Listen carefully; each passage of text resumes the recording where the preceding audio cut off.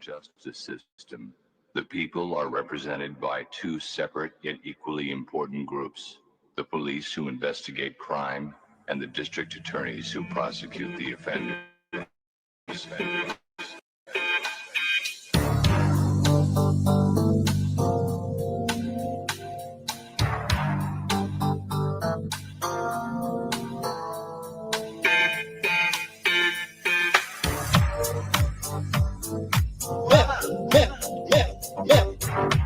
That's assault, man. That's assault, man.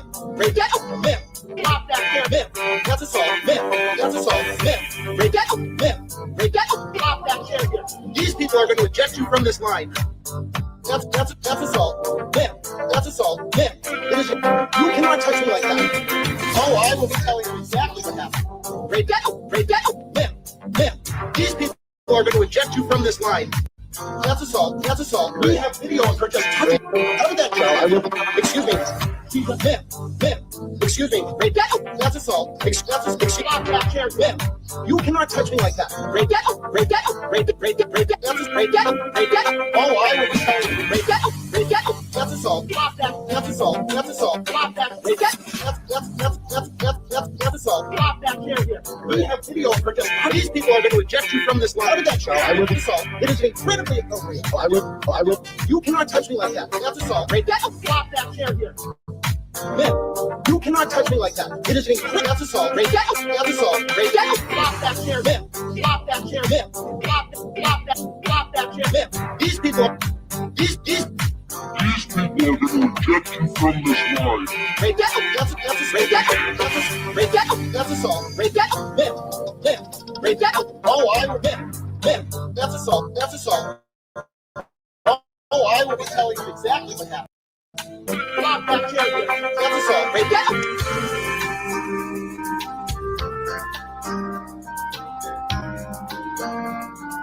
Man, that's assault. Man, break that up. Man, break that up. Flop that chair here. These people are going to eject you from this line. That's assault. Man, that's assault. Man, it is. You cannot touch me like that.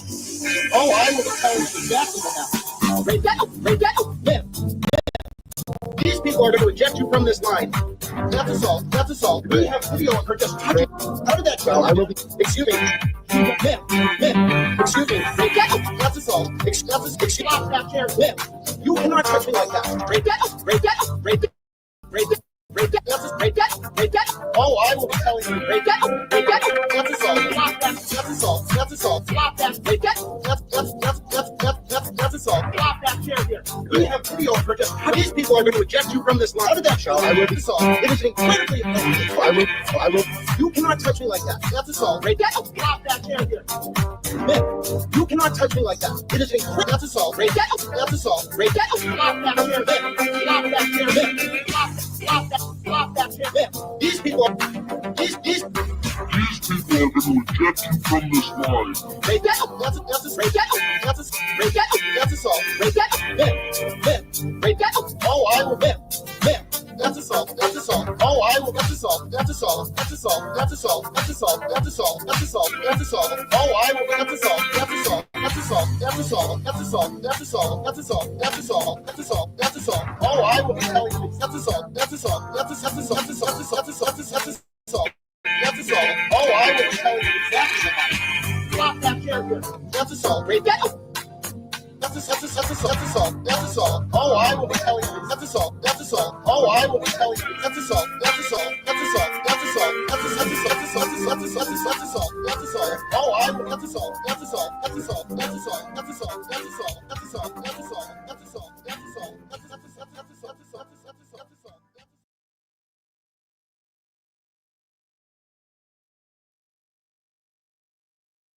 Welcome back to the Cumberland County Civic Center in Portland, Maine, and Halloween on Ice.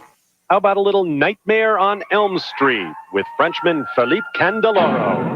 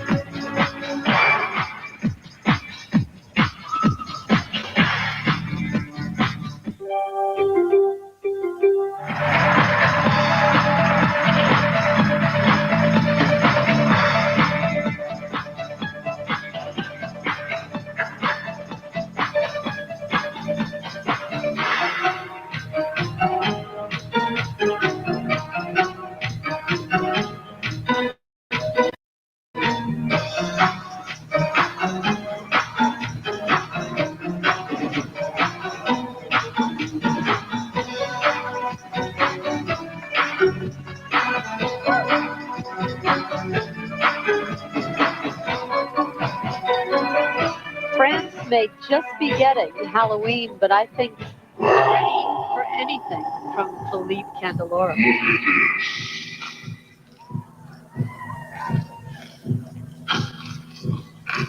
Would you like to eat my heart?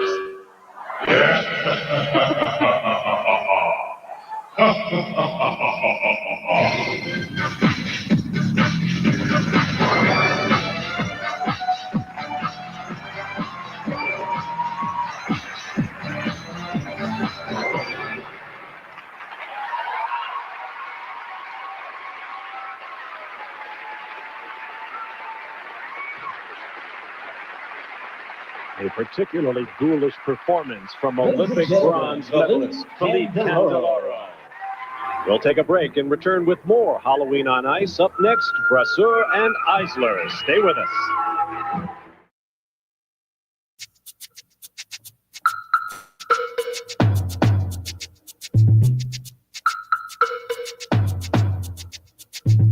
Savage beauty. Look at that powerful body. Strength, grace, magnificent form. How does the tiger manage to keep himself at the peak of physical fitness for his entire life? He doesn't lift weights, work machines, perform calisthenics or aerobics, and he doesn't jog. Yet he can tear the head off a man. His power comes from his own exercise system, far different from man's, and also far superior. It is the ultimate exercise system, which I call Tiger Moves. Ironically, when man sets about to improve his health and physical fitness through exercise, he devises systems which lack the simple wisdom of the tiger. Low-impact aerobics has far less injuries than high-impact, as does belly dancing with its smooth and completely natural moves. Tiger Moves, the best and most natural exercise system man can use. I'm John McSweeney, and I'm going to cover 7 of these basic tiger moves. Inhale back with tension. Exhale forward. Try to reach for the stars. Reach as high as you can with tension, great tension. Come forward with great tension. Feel the tension in the triceps muscles. Think into those thigh muscles, the quadriceps, the hamstrings. The next tiger move is the stomach roll. This exercise now from the side, I push down and roll up. Flex, force it down. Come up. You've just learned in this tape 3 critical areas of life. It pertains to nations, it pertains to the individual. First, a warrior, or all else is folly. First, a warrior, or all else is folly. How are you kids doing today? Hello, hello, hello. Welcome, welcome. The Hoogan has the shits. If you don't know who the Hoogan is, if you're new here, that's my dog, your God. He is a Boston terrorist. He's a very good boy. But sometimes the Mookies, or the Moobies, whatever you want to call them, sometimes, you know, when he gets outside, if he sees something, he wants to snorg around like a little truffle pig, find out what is that. Somebody threw some nasty ass food out in the road. So what did he do? He snorged. He got a little snort of it. Of course, mommy comes in and cleans his snoot and says, "Don't do that to me, you geese." Well, guess what? He's fine, but he does have the shits a little bit. He's going to be great. I think he's done with his shit runs, which is when he runs and shits at the same time. He seems to be much better. He sends his regards. If you hear him screaming at me, yes, I'm talking about you, throughout the episode, it's because he's been especially ornery. He wants his chicken chips, and he cannot have them until the pumpkins settles in his tummies and makes him stop doing the diarrheas on the floor. Give it a few minutes. So, You had Taco Bell earlier. So you'll meet Hugin. I'll meet you outside Hugin. Yes, justice for Hugin. Thank you very much. It is in a ponytail today. I'm doing the horse thing. Nay. What do you guys think? First a warrior or all else is folly? Speaking of warriors, I was on Duty Run last night with Duty Ed. And that lovely aunt of ours, she is so sweet. And I kind of got belly rot when I saw her. Like where you're just like, oh my God, a hero. Absolutely love her. It was also I really love the that she had her work vehicle behind her. That was a flex and I loved it. I think her and Duty Ron I would watch her and Duty Ron and Duty Ed. I would watch one of those shows where it's like we're gonna follow around this retired detective, the guy who stopped anthrax, 9/11 heroes, and this sweet auntie who ain't taking no shit from fucking nobody. And we're going to follow them around and watch them work. Watch them get in the city and work. You didn't know Ed could do Gump? Let me tell you something. Ed did that once. It was around his birthday. Yeah, when they sing the cop song, I have to keep my mouth shut because all I can think about is I want to tell them the history of like how many lead singers that band had. Because there's a comic who does a whole bit about it. He's like, 19 lead singers. Dude, legit, I would watch the three of them on like a night watch type of live. Like, I mean, any show, just any reality show with those three. It was the best panel you've watched in forever, hell, or in like ever. That's fucking thank you. Ed is so funny, dude. So Ed around his birthday did a Forrest Gump impression, and I lost my shit because I have like two buddies. One of them's pretty big in comedy. He could do a really fucking good Forrest Gump. The other one's a local comic. Amazing Forrest Gump. Amazing.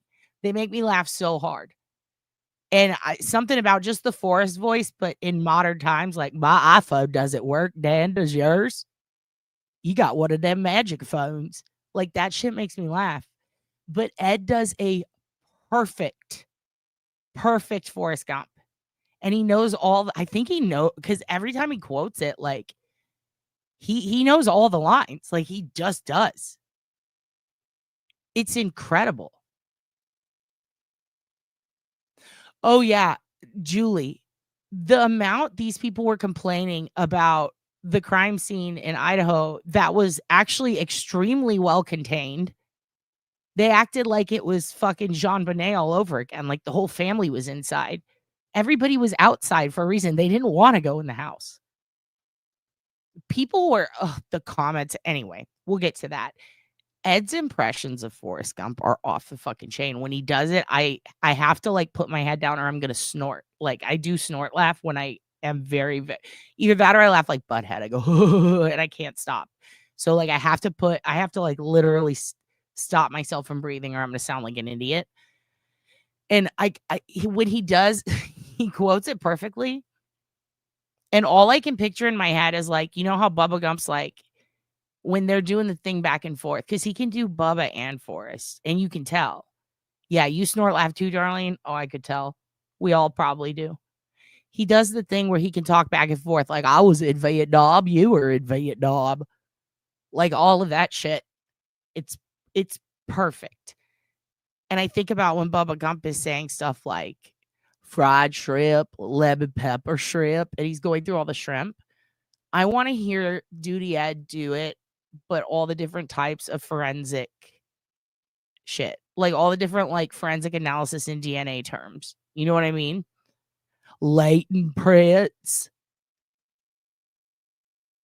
blood spatter analysis,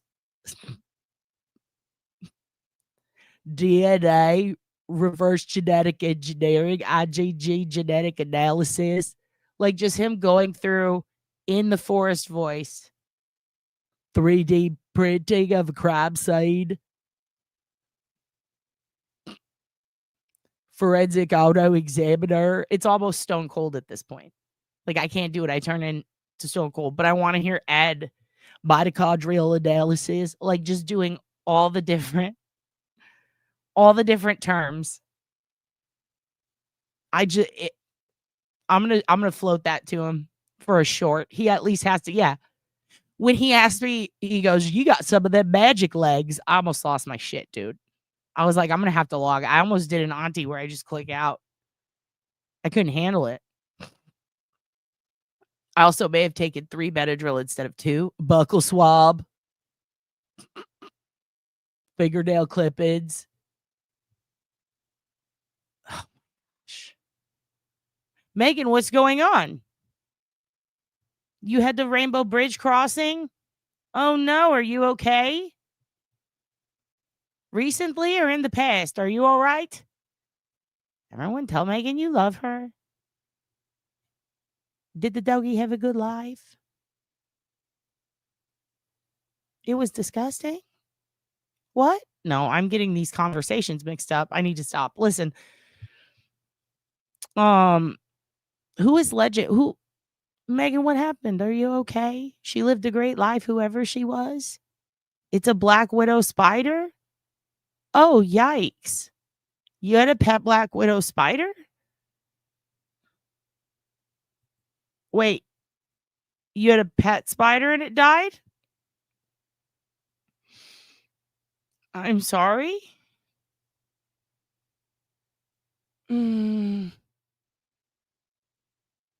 Like you loved it? Like you loved the spider? Are you guys fucking with me? A pet Black Widow? Darlene.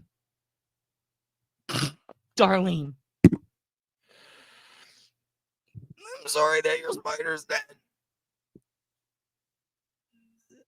Oh, you had a pet Black Widow?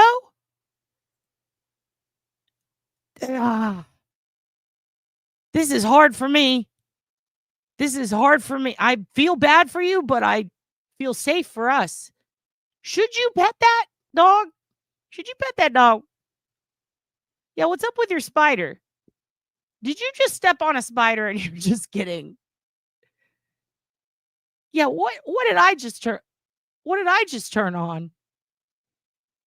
Yeah, get out of here, Miss Smith. You're not going to like this. Someone had a pet spider. You were fond of her? Tiny little furry little death machine? Was she furry? Don't tell me. Oh, I'm sorry. I'm sorry. Oh, I'm sorry that your spider's dead. Oh, I'm so uncomfortable. Why did you have it? I mean, I'm glad you had it and you loved it. Am I being pranked? Did you guys think of what's the most uncomfortable situation we can put OB in? Are you trying to Larry David me, or you really loved a Black Widow spider? Megan, you might be the most empathetic person I've ever met. Accidental pet? But you pet the dog. You pet the spider? Was it caged? How long do spiders live? I don't want to do OSINT on this. I'm going to just be scared the whole time. You posted a picture of the spider.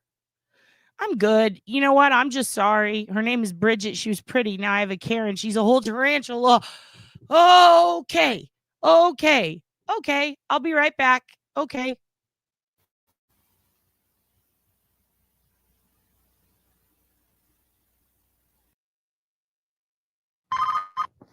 Hello, who is it? Barb, what are you doing? Nancy.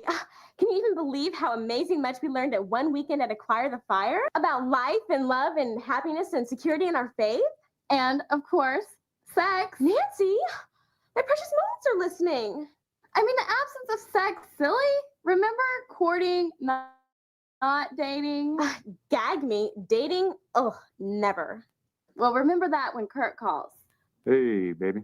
Kurt, what are you calling for? You called me, or am I answering the call of the wild? Like as a pet? Like it's your Hugin? Like you love it? Like it's like by choice? By choice, you love this thing. The person, Karen, I don't want to assume the gender of your spider. I'm not trying. It may be an in between. What kind of spider do you have? Can they breed with themselves? I don't want them to, but can they? Karen has pink feet. Active. She's an active spider. Bridget was an accident. Karen was a replacement. Oh, so soon. Okay. Well, goddamn. Megan, you're a very interesting person. I'm very scared of you and threatened by you. Just your existence. The fact that you were fond of her. Okay. They are asexual. Good. Wait, no. Do you mean as one word or just they are sexual? What's your fucking deal, Megan? Why are you? Why do you have these? Why do you have these spiders and why do you have this love for these spiders? Have you been this way since you were little? You are fascinating. I can't understand her. I want to. You're like that lady in Jurassic Park in the khakis who's like not trying to fuck. She's there for the dinosaurs. And she pops the one sore on the dinosaur and she's like, we can learn more. And everyone's like, oh, she just touched it. Have you been to war? Megan, have you ever been to war? Because I feel like you do really good in war. Anybody who's not scared of spiders,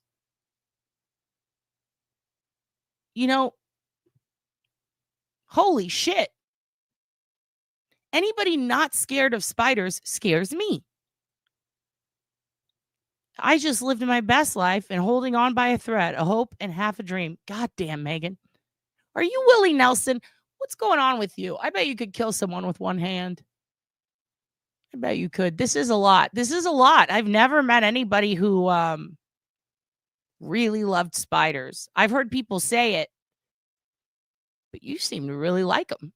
You're fond of them even. My little brother likes snakes a lot. I don't get it. He's such an asshole, too. It's like, how can you love that thing, but you don't call me?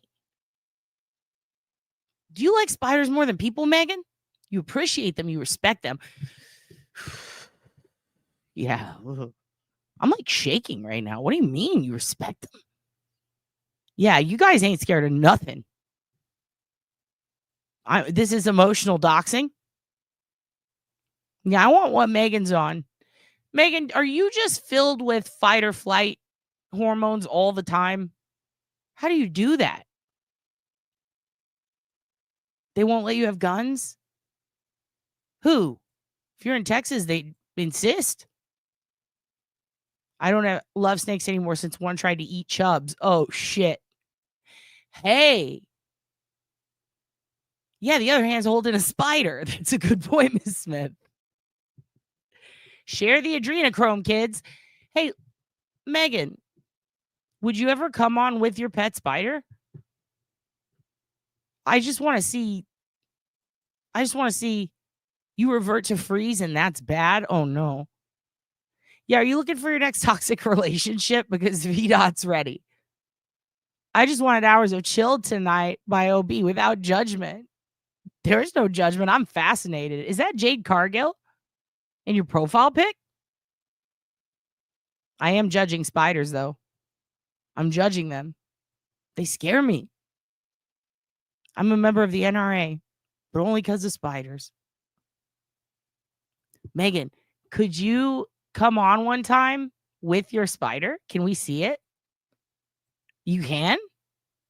Like always, you can? It would be cool to do a thing where you guys pop up with your pets. You guys want to show? You guys want to show some pets? Oh, shit, Miss Smith is judging. We all judge. We're judge. I don't understand it either, but I'm, you know how I like juggalos?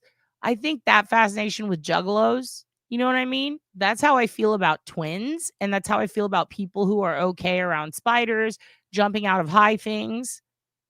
People who do really risky stuff. I'm like, what's your deal? Like, I get fascinated with them real quick.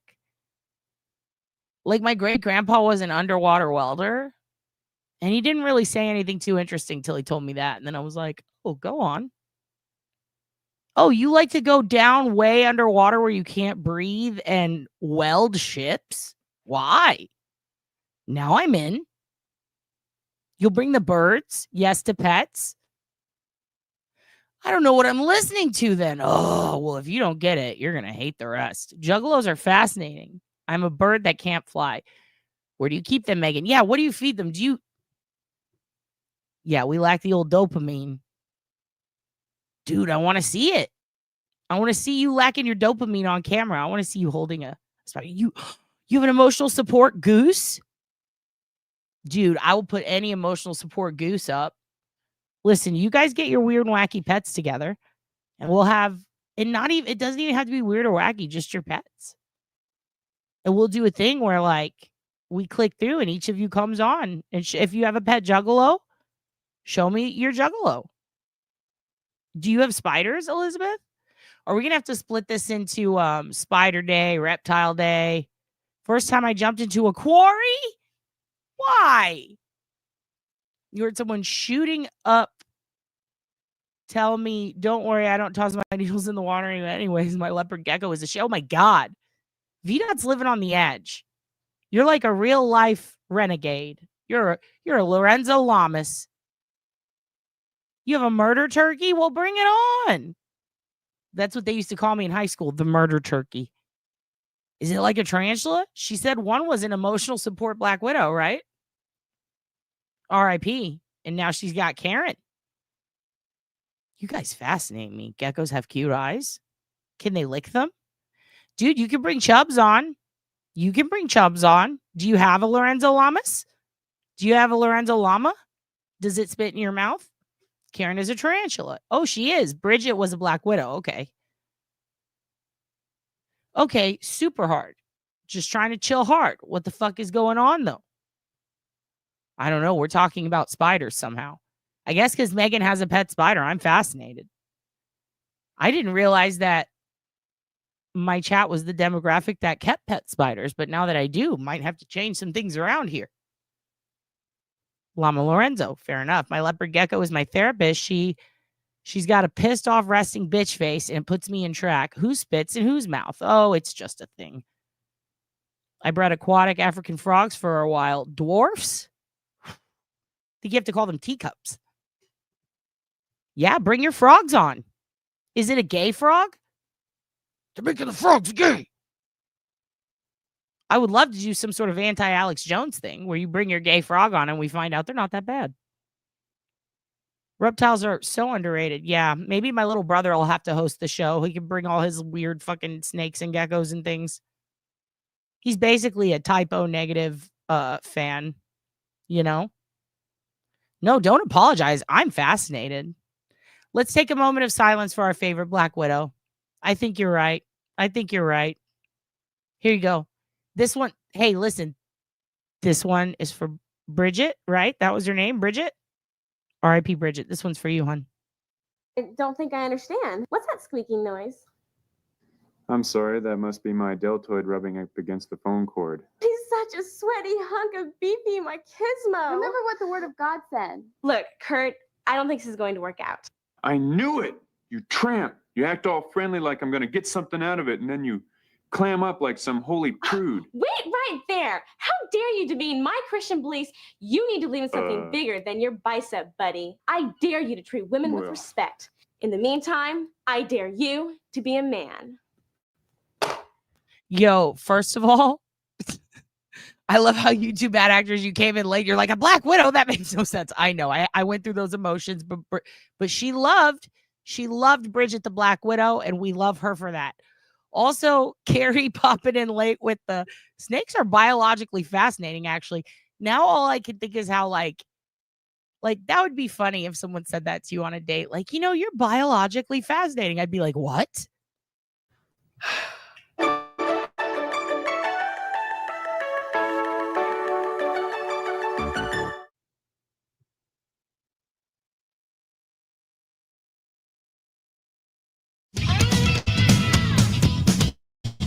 Also, for those of you who are looking to relax tonight, I can't think of anything more relaxing than Bill's Discount World. And then we'll get to the gabagool. We have the most amazing deal of the day! which will blow you away at the end of the show. So stay tuned for this is the place to shop, this is the place to be. $1 discount. Now come with me, I want to show you some unbelievable deals. Come on. Yeah, baby. And your Markel soft pack for that little tissue issue. Right down here, baby. Give me some love. Think of it, you're going to the concert and you don't want to be lighting up cigarette lighters. Light these up, man. You'd be rocking with AC/DC. You'd be jamming, man. $3.99. $3.99. $3.99. $3.99. Easy boys, it's Christmas. But here's your extendable SUV scraper. I was thinking the USB port. You're killing me. I'm computer port now. I got a porthole there, like a bottle of porthole. You're killing me, girls. The scrap hooker, $15 retail. Your cost $3.99 for Depends. Holy crap. Depends happens. Pot of gold! Hershey's pot of gold! We need the chocolate because it's just not right without it. There is time. Hold on. We got Cheese May. Oh God. If you guys see Scott running with a headbutt ready to spear YouTube bad actors protector. We can't talk about Krama. What does this say? Speaking of Megans, did you hear about the fraudster that's been stealing tens of thousands of dollars from the Krama community for years? Her name is Megan Walker. She had all kinds of odds. I did not hear about Megan Walker. Should we find this bitch and get your money back? What happened? Send me the deets. Send me the deets. Snakes will hold sperm in their bodies for years. Imagine if women could do that. Wanna? I mean, I guess we can, but it'd be pretty crusty. Also, dudes can, and then they get angry, and then they do dumb things. It's crazy. They are just figuring it out. Oh, yeah, let's find her alts, I guess. Ugh, my real name isn't Megan. She probably wants to skin me and wear me like last year's Prada. What a see you next Tuesday Megan is. Dude, Megan Easton is definitely not her. But which Megan? We gotta find bad Megan and unsully your name. Yeah, link me in. Yeah, I need to log in. I'll log in tonight. Guess what, everyone? I'll finally log back into my Discord. I will finally log back in. I am original. Just me. Hell yeah. Put that on a shirt. But is that Jake Cargill, though, in your bio? Figuring it out. And we're all laughing. Everyone's they're listed on Chasing True Crimes channel. I'm going to have to look it up. Megan has my name. Oh, no. Oh, no. Too many Megans in the chat. That's her post. Uh-oh. I can't highlight that. It won't let me because I'm in StreamYard. But I will look after. I will look after. Justice for our Megan. Did you ever get your X-Fist? No. No, I haven't. I don't know what happened, but it was the day that they had that hack, right? Elon got hacked. So I was like, maybe it's that. I have no fucking clue. It will not tell me what it did, and it says that it can't find my account. And I'm like, oh, good. This happened on my comedy account for like a year before I recovered it. And they said it was a technical glitch. And now Elon's out there busy throwing Hitler signs at people and shit. And he fired all the fucking staff that deals with this shit. So I think that fucking Nazi's not going to give me my account back. I don't know. I'm trying. It doesn't look like anyone's tweeted as me. Yeah, Hitler. Oh, remember when we invented hippie Hitler and then that judge took it? Damn it. All right, let's finish getting soothed and calmed down by Dollar Bill's Discount World. And then we'll get to the gabagool. Hurry up, there's real time. It's unbelievable. Oh, phew, you smell that? It's Hershey time, baby. It's insane, Chelsea. It's insane. We have your elf stuff. Freaking Christmas, boys and girls. All supplies left. Whoo! Oh, it's Christmas all over. My heart is filled, baby. You need to bring more angels into your life. When you go to the mall and you go into the store and it's all nice and smelling, they got Babrahams wearing aprons doing like this to you, making you feel right. You know what I'm saying? It ain't right. The kissing there. Love me sweet. We have the oil for later. It's a beautiful kissing bear. Love Valentine's set. Great for kids, great for adults. Where's their hood? Oh, they take. It's a titty. Feel how soft this is. Ooh, baby. I could soften this all day. Oh, feel how soft this is. Just feel it. Touch it one time. Thank you very much. That's enough. Dude, I'm sorry. Dollar Bill's Discount World does make you guys really uncomfortable. I'll take him down. We'll watch something fun later to make up for it. You like the background, the blur? I thought Hell in the Cell was too rude for the subject matter when I was on with Duty, Ron, and Ed, because they have the best backgrounds. Homegirl's got her badass cruiser. You know, Duty Ron's got it set up with his awards and his fucking certifications and his I fucking ended 9/11 shit. He's so dope. Duty Ed's always got great drapes. Last night, though, he went with the Live, Laugh, Love Ed. Absolutely loved it. Thought it was very funny. I couldn't pop in with Hell in a Cell. It looked like a fucking Nimrod. So I did the blur. Huh? My hands are blurry. Oh my God, I have lots of creases in my hands. What does that mean? Okay, anyway. So, yeah. This guy have Maura Murray in a basement in New Hampshire? No. But we are going to talk a little bit about it. I have been researching the fuck out of Steffen, and I found quite a few interesting things. And shout outs to Precy for having dialogue with me about this. I'm probably frozen right now because I just tried to move something, so that's fun. Shout outs to Precy for having dialogues with me about this and sending me some stuff, and some of the news articles and things. That it's interesting because the alias for Steffen Baldwin is Steffen Finkelstein. But he spells his own name wrong in some documents. Like the public wedding announcement is spelled differently than court records. And I find that very interesting because it is the same guy, without a doubt. Simultaneously, there is a whole lot about him. The timing is odd.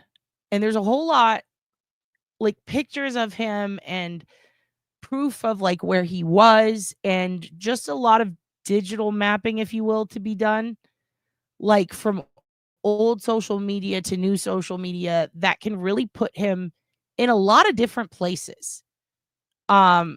Ohio, California, New York, like literally all across the country. Not to mention, he took speaking gigs. He was literally a hero in the pit bull community when it came to pit bull rehabilitation and rescue. So, you know, a lot of people think like, oh, trucker is the perfect fucking job for someone who does bad things. I mean, this guy, you know, James Renner said it. Precy, thank you for sending me that. He had an update, and I want to send him a bunch of the stuff that I'm finding because I think maybe it can help him. But it's interesting because he said something that I've been thinking, but I didn't know how to vocalize it. This guy's a serial killer of dogs. And a great point, Leah. I should explain who I'm talking about first. Sorry. Also, Jen, welcome. Thank you for being a new member. Who I'm talking about is a man named Steffen Baldwin, also known as Steffen Finkelstein. Steffen is a guy whose fingerprint was allegedly at the Maura Murray crime scene. And he claimed out of his mouth to Renner, who is an author who like did podcasts, and basically him and the Crawlspace guys, they have been hyper focused on the Maura Murray case for a long time. Renner's fingerprint, according to himself, I'm sorry, Finkelstein or Baldwin, Steffen, let's just call him Steffen. Steffen's fingerprint, according to himself, when talking to Renner, was at the Maura Murray crime scene at one point or another. He claims it could be on a CD case or a CD. Mitty pointed out something really great last night. Why on a CD? Because wouldn't that make it skip? You know, it kind of makes no sense. The thing is, Renner also dated her, supposedly, when she went to West Point, which we know that she ended up resigning from, or getting kicked out of, if you will. If you want to be a dick about it, yeah, she got kicked out, but really they asked her to resign because of some issues. She like basically stole commissary on behalf of a student. I guess it was like credit card fraud or something, because essentially it was like another student's card, and she like bought up a bunch of like sub sandwiches and pizza and stuff like that with it. He represented her, the Steffen guy, in the like West Point, I guess the student, I don't know what it's called. It's like when you go and it's almost like you're acting like it's like wrestler's court, like you're acting like their lawyer, their representative. He was a guy that dated her and then claims that like he found out she was with Bill Roush because he saw them on the bus or something later. But it's interesting because there's a lot of photos and stuff of her with Bill in 2001. So it's just strange to me. Like, did they break up and was she with Steffen and then went back to Bill? I don't know. But all I know is that this guy, Steffen, recently, in the last 5 years, got popped for killing a ton of animals while acting as a research advocate for a rehab advocate for pit bulls. Specifically pit bulls, but all dogs. He ran a shelter and he would take $1,000 payoff payments. And Priestley kept pointing out, like BTK, he not only at one point was like the city guy who went around and took dogs who were being mistreated, but he was a very well-known guy in the rescue community, like an advocate for dogs. He started a lot of foundations, organizations, and seemingly the entire time he was doing this, he was taking $1,000 payments to, you know, claim a dog is safe again for people. He would say, don't worry, I'm going to rehabilitate your dog that bit someone and needs to basically be signed off on by the local government so that you can have your dog back. And I'm gonna go ahead and sign him off as a safe breed. Don't worry about it. So you can get an apartment or whatever it was. And he'd take these payments. He'd promise to rehabilitate. He would tell them that the dog was rehomed, or he would kill them. So he would kill the dog, or he would tell them it was rehomed and kill them anyway. He never rehomed them. And he would do that so that he could make more space in his shelters for more dogs. Every dog that it seems he claimed to rehabilitate or to, you know, if they were being tortured and abused, I'm going to fix them up and make them healthy again, they would all end up dead. The amount of pet owners whose dogs were confiscated and killed, and they weren't a problem. Some dogs just went to him to train. Some dogs just went to him to board. He would claim that they were malnourished and rehome them, but really just kill them. He would kill them himself and then blame it on the dog's health. It was really crazy, the amount. There were so many pet owners whose dogs were abused, tortured, near death, or killed by him. There were so many that they have multiple Facebook pages filled with their stories. And the person who it looks like kicked it all off and said something and got something done was a woman whose dog, Remy, was taken from her and killed by Steffen. And she said, this isn't right. This isn't right.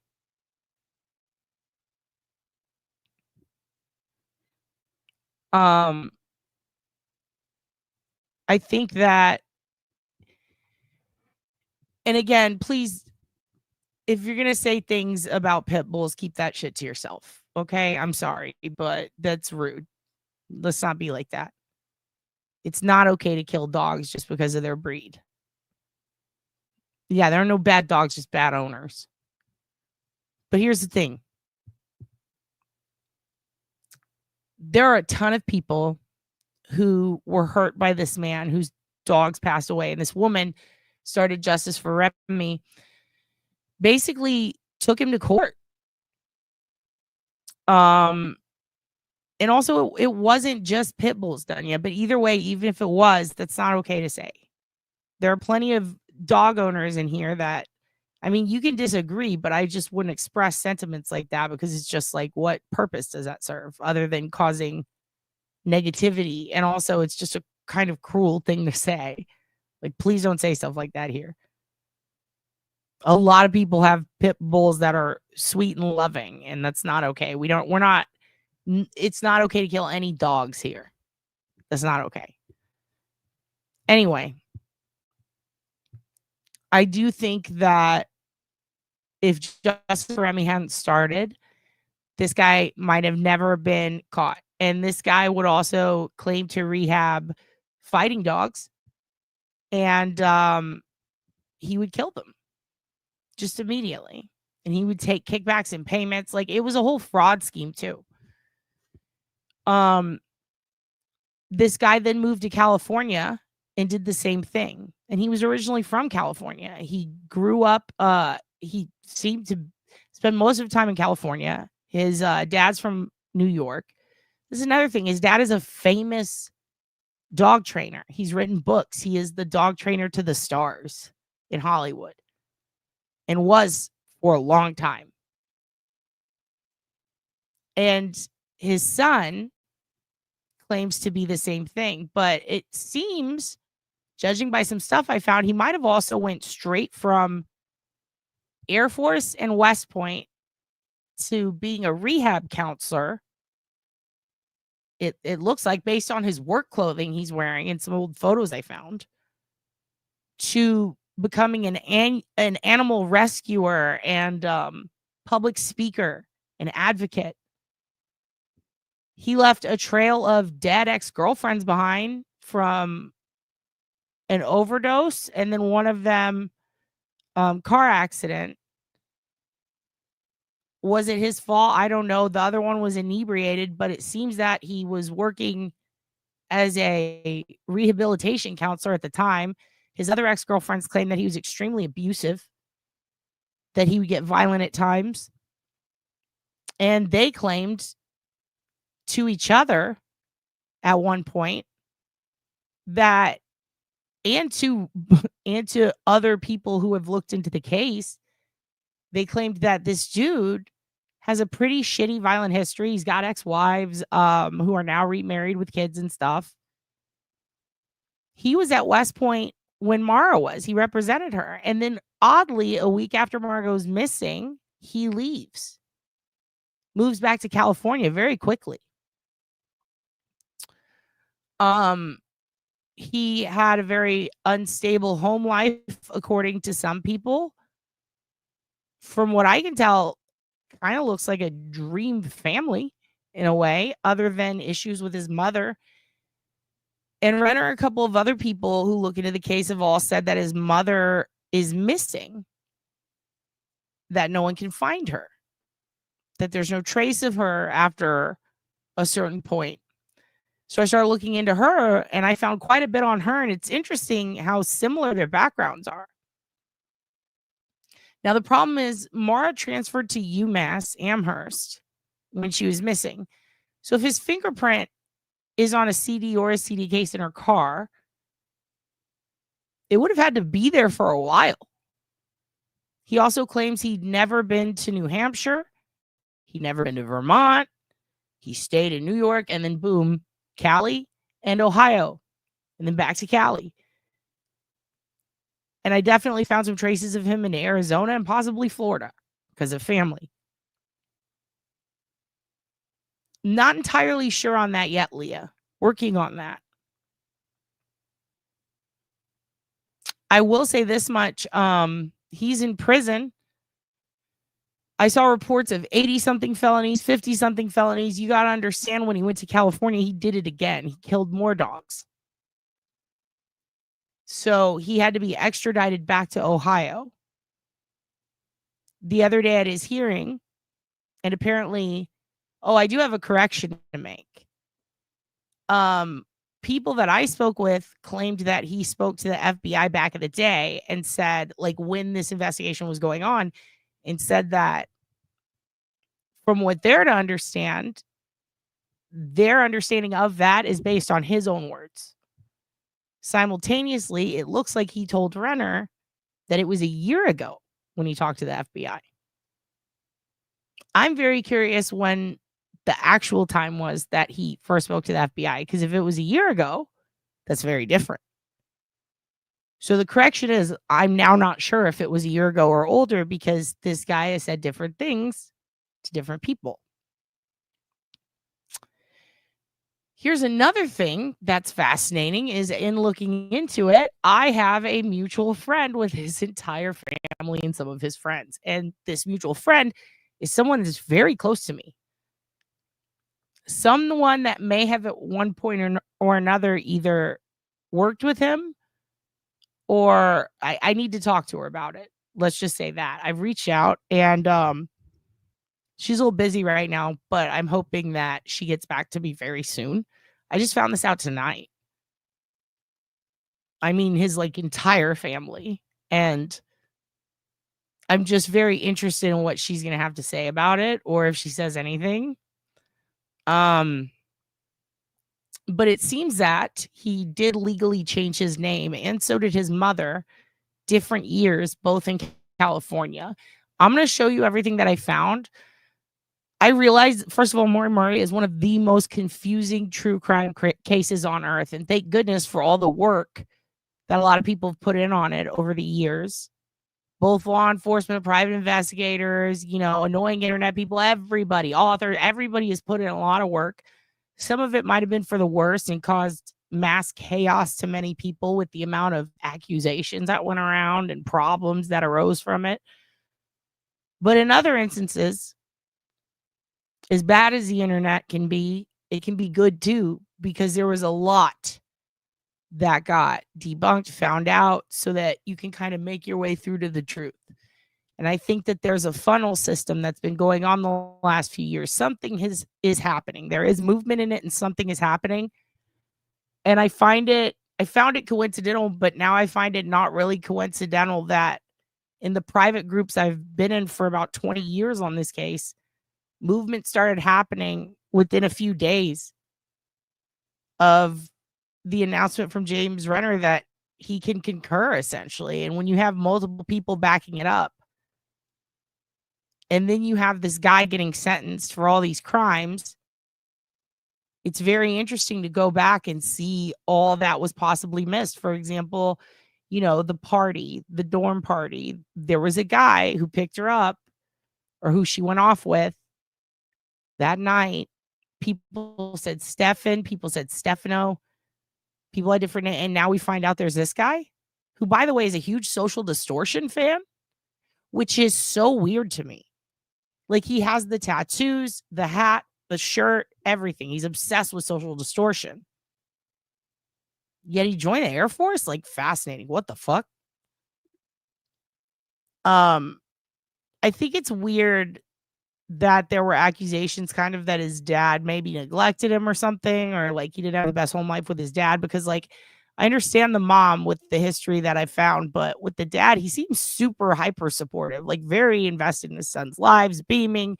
It's very strange. It is I cannot tell you how dead ass that is. YouTube bad actors. It's very much, I can say from personal experience, very much yes. It's don't fuck with cats, crazy. Yeah. Oh, you do, Leah. That's interesting. Huh. Yeah, West Point is fascinating. And I did find a lot of old West Point footage that I've been wanting to go through and just haven't had time. And I'm going to put it in a playlist. And if you guys want to go through it, you can. And it's a lot of found footage, home videos and stuff of West Point 2003 and 4. And I'm wondering, maybe we can see some Steffen in it. Maybe there's some Maura in it. Prior to her UMass Amherst days, I'd be very interested in if we can see anything like that, because there is a ton of it. Home videos. It's not the best quality, but it's fascinating. It's very interesting. And I do wonder if they can give any context, because you guys know how I am. It's let's go back and see if we can find something from the time. So anyway, because it's a very confusing case, I showed you a couple of Maura Murray videos last night. I really wanted to show you the search, and I bitched out on that because I was like, we can come back to that later, and I regret it because I feel like it was important. Show you some of that stuff with some updates. We're going to pause and talk a little bit about some of it, and then I'm going to go through everything that I could find on Steffen and his mother, the reason I want to focus on the mother is because people are claiming she's missing. And I found some stuff that might actually, I have two concerns. Number one, if she did what she did, which I'm going to show you, to get away from a dangerous situation, I don't want to put her ass on blast. So want to be careful with that. But also at the same time, if she's not missing and she's fine, you know, but there is insight she can give, it'd be interesting to know. But also, there's a third. What if something happened to her? What if she is missing and no one has reported it? Because people don't know because she's self-isolated. That's concerning. It's also concerning finding out that her son might be an animal serial killer, or is actually. Yeah, exactly. His mom probably disappeared to get away from a psycho. The other problem is her history. Like, she does have a pretty gnarly criminal history. And you know, by all accounts, did seemingly abandon her sons. Had a hell of a drinking problem, drinking and driving, stuff like that, but like a lot. But there's just a lot of interesting stuff there. So before we get to that, I'm going to show you guys some of the older footage from when they first searched for Maura. I want you to see some of the searches after. Then we're going to talk about some interesting stuff in Asha Degree's case. And then after that, I'm going to go over some of the Koberger 911 stuff. I saw a bunch of responses in the comment section. I have to say, out of all the cases we've covered, I think the ones where there seems to be a lot of very passionate, almost obsessive, to a point where it's like, get BetterHelp. Like, actually go get the BetterHelp app. We're not sponsored by them. I don't monetize and accept ads from them. But I can think of nothing more that could suit some of these people in a positive way in their lives. Nothing more to offer them than you need to go get BetterHelp or see a counselor for your mental health. Because the amount of crazy sons of bitches surrounding the Karen Reed case and the Idaho case is out of fucking control. It's worse than Jean Monnet. It's worse than like almost all cases. I can't, like, first of all, there are people in the Karen Reed case who will try to destroy your life. Like, they will try to fuck your life up. They will pick you apart. They will say the worst shit about you. They will make up lies, and they will fucking destroy you and your whole family, and they don't give a fuck. They will do Alex Jones level conspiracy theory shit to you on both sides. Whether you agree with them or disagree with them, they don't give a fuck. And there are absolute drunk alcoholics out there just fucking saying the drunkest, craziest shit that get fucking praised for it. And there are people just fucking up other people, just talking shit. Let me just throw out your fucking address. Let me just, hey, you know who their kids are? Hey, you know what? You used to be fat. Fuck you. Like, people are insane. And Delphi. That's another one. Yeah. Then you got Delphi. Oh my God. In Delphi, there was a goddamn bounty hunter that was wanted in other states for illegal bounty hunting, who beat the shit out of his ex-wife and his kids, who was a maniacal smartass that made shitty, fucking terrible YouTube videos with shoegaze music over it, going, maybe the girls were killed on the bridge like this. Ended up being wrong about fucking everything, but bought a house with money.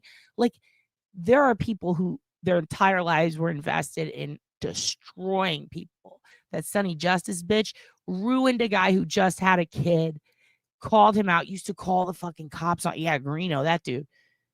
Fucking used to call the cops on this kid, this Keegan kid. Was that his name? Fuck, I can't even remember. It was another guy, totally different than the Keegan Klein kid, just totally different kid.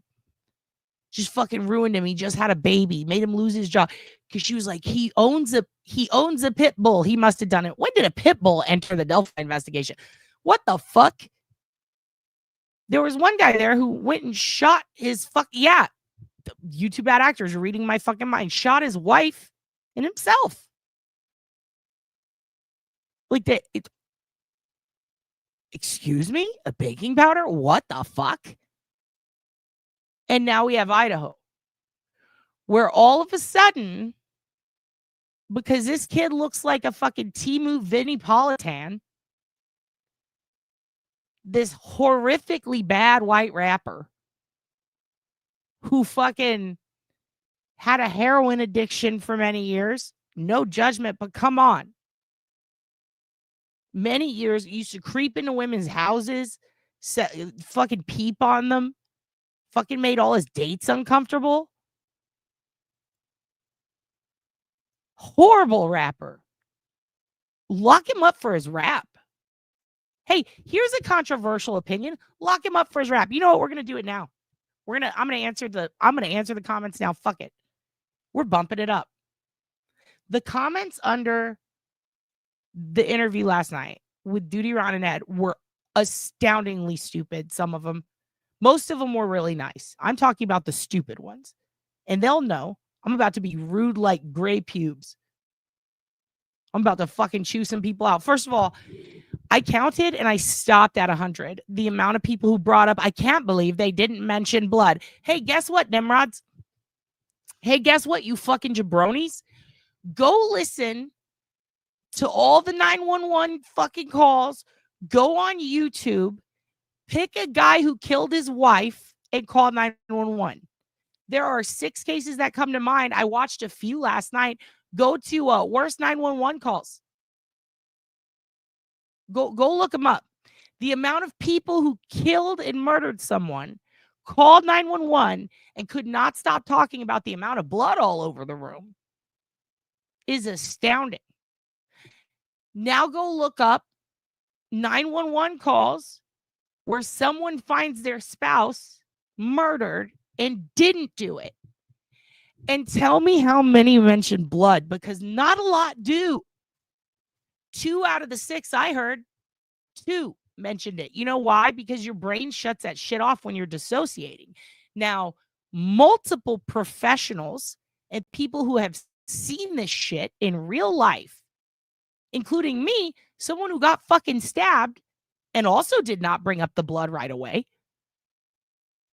told the entire chat, anyone who views those videos, we told them, hey, here are many good, valid reasons that, by the way, are historically backed up with facts.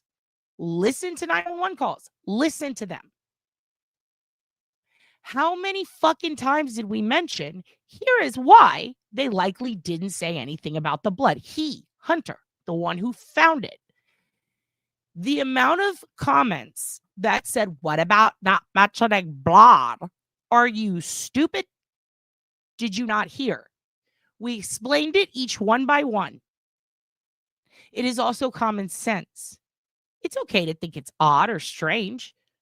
But when 1,000 people are commenting the same shit on a thread, or I'm sorry, a video where it is very obvious that, like, you just heard the victims crying, what more do you fucking need? They were worse than the 911 operator, some of these comments. This one guy, Louis, oh my God. Hell bent on the girls did it. The amount of ignorant sluts coming in the comments saying, bullshit. These girls did it. I think that they left the house and then came back. How could you even prove they were there? I don't think they were there. Oh, I'm sorry. Why did we not see in any court records that they went through the girls' cell phones? How do we know that they found the location data of the girl? Are you out of your fucking mind? They could only see the pigs from the tower. I'm sorry. That is when you have an unknown suspect. That is geofencing. You don't know what you're talking about. If you're trying to look for a ping from the 90s, sure. We are in the modern age where Google Mapping is running in the background of your phones at all times. Every single app you have is geolocating you. If at one point or another you allowed it, if you have TikTok, you are being mapped right now. If you have Life 360, you are being mapped right now. If you have Google Maps, you're being mapped at all times. And no, it's not by a tower ping. It's by your exact location. Oh, I'm sorry, people in the comments. Are you telling me that they cannot pinpoint a location? Go tell that to the Karen Reed trial, where they are so fucking unique and precise. They can tell when you're going upstairs and downstairs, up a hill, down a hill, cellular drift. Are you fucking out of your mind? The amount of times in the comments, idiots. Great point, Rosemary. DoorDash. They were, one of them fucking ordered DoorDash before Xana. What are you talking about? There are cameras. Well, how do we know if they didn't look into you stop calling them victims. First of all, they are victims. They are victims of a home invasion, and their friends got murdered in their house. Well, if it was my kid and they didn't call 911 until 8 hours later, I would want to know. I would think it was something weird. You know what? I hope it's not your fucking kid, because then you're going to feel like shit for how you're behaving online right now.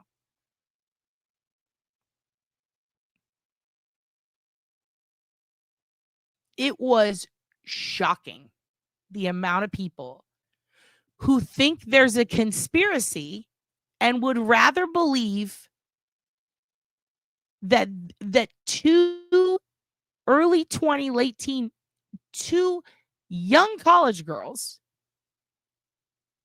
somehow framed this guy. Are you? The amount of them was shocking. One lady was like, I'm disappointed in you doing wrong. First of all, fuck you, ma'am.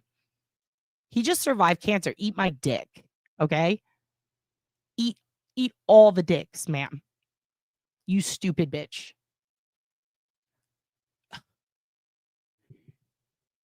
Change the fucking channel. Don't watch the video. Don't say those things, because what do you know? Were you in the house? That's what I was asking a lot of them. I'm sorry, I didn't realize you were there. Why are people questioning? Look, even if people don't think he's guilty, that's not the problem. I'm going to be honest with you. That's not the problem. People can feel how they want to feel. Do I understand why they would think he's not guilty? Not really. Kind of. But it's a stretch for me. It's a big leap. I think that once people see the evidence presented at trial, once it all comes out, because people think that these early motions are everything. No, it's a glimpse. It's a glimpse into what's to come. It's people shitting all over these girls. And now that they have a vocal fucking audio example of this is exactly how it went down, with a transcript right next to it to give you the order, who said what, and what gender they are even. So you know exactly who the fuck they're talking about, even initials. People are still going, well, how do you know? I don't think that was Hunter. I think that was this other guy. It tells you E is a woman, woman one. It tells you this is Bethany. This is her phone. This is who's talking. It gives you their names.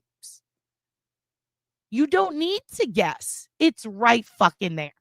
And people don't want to read it. They're still arguing about who said what when we have it written down in a transcript. They're arguing what? There's no way Ethan made it through that door, or there's no way Hunter made it through that door. There's no way. If he did that, then that's him pushing on the door right there. There's just no way he could have seen Xana. So that's not true. It tells you at the top, he found Xana's body.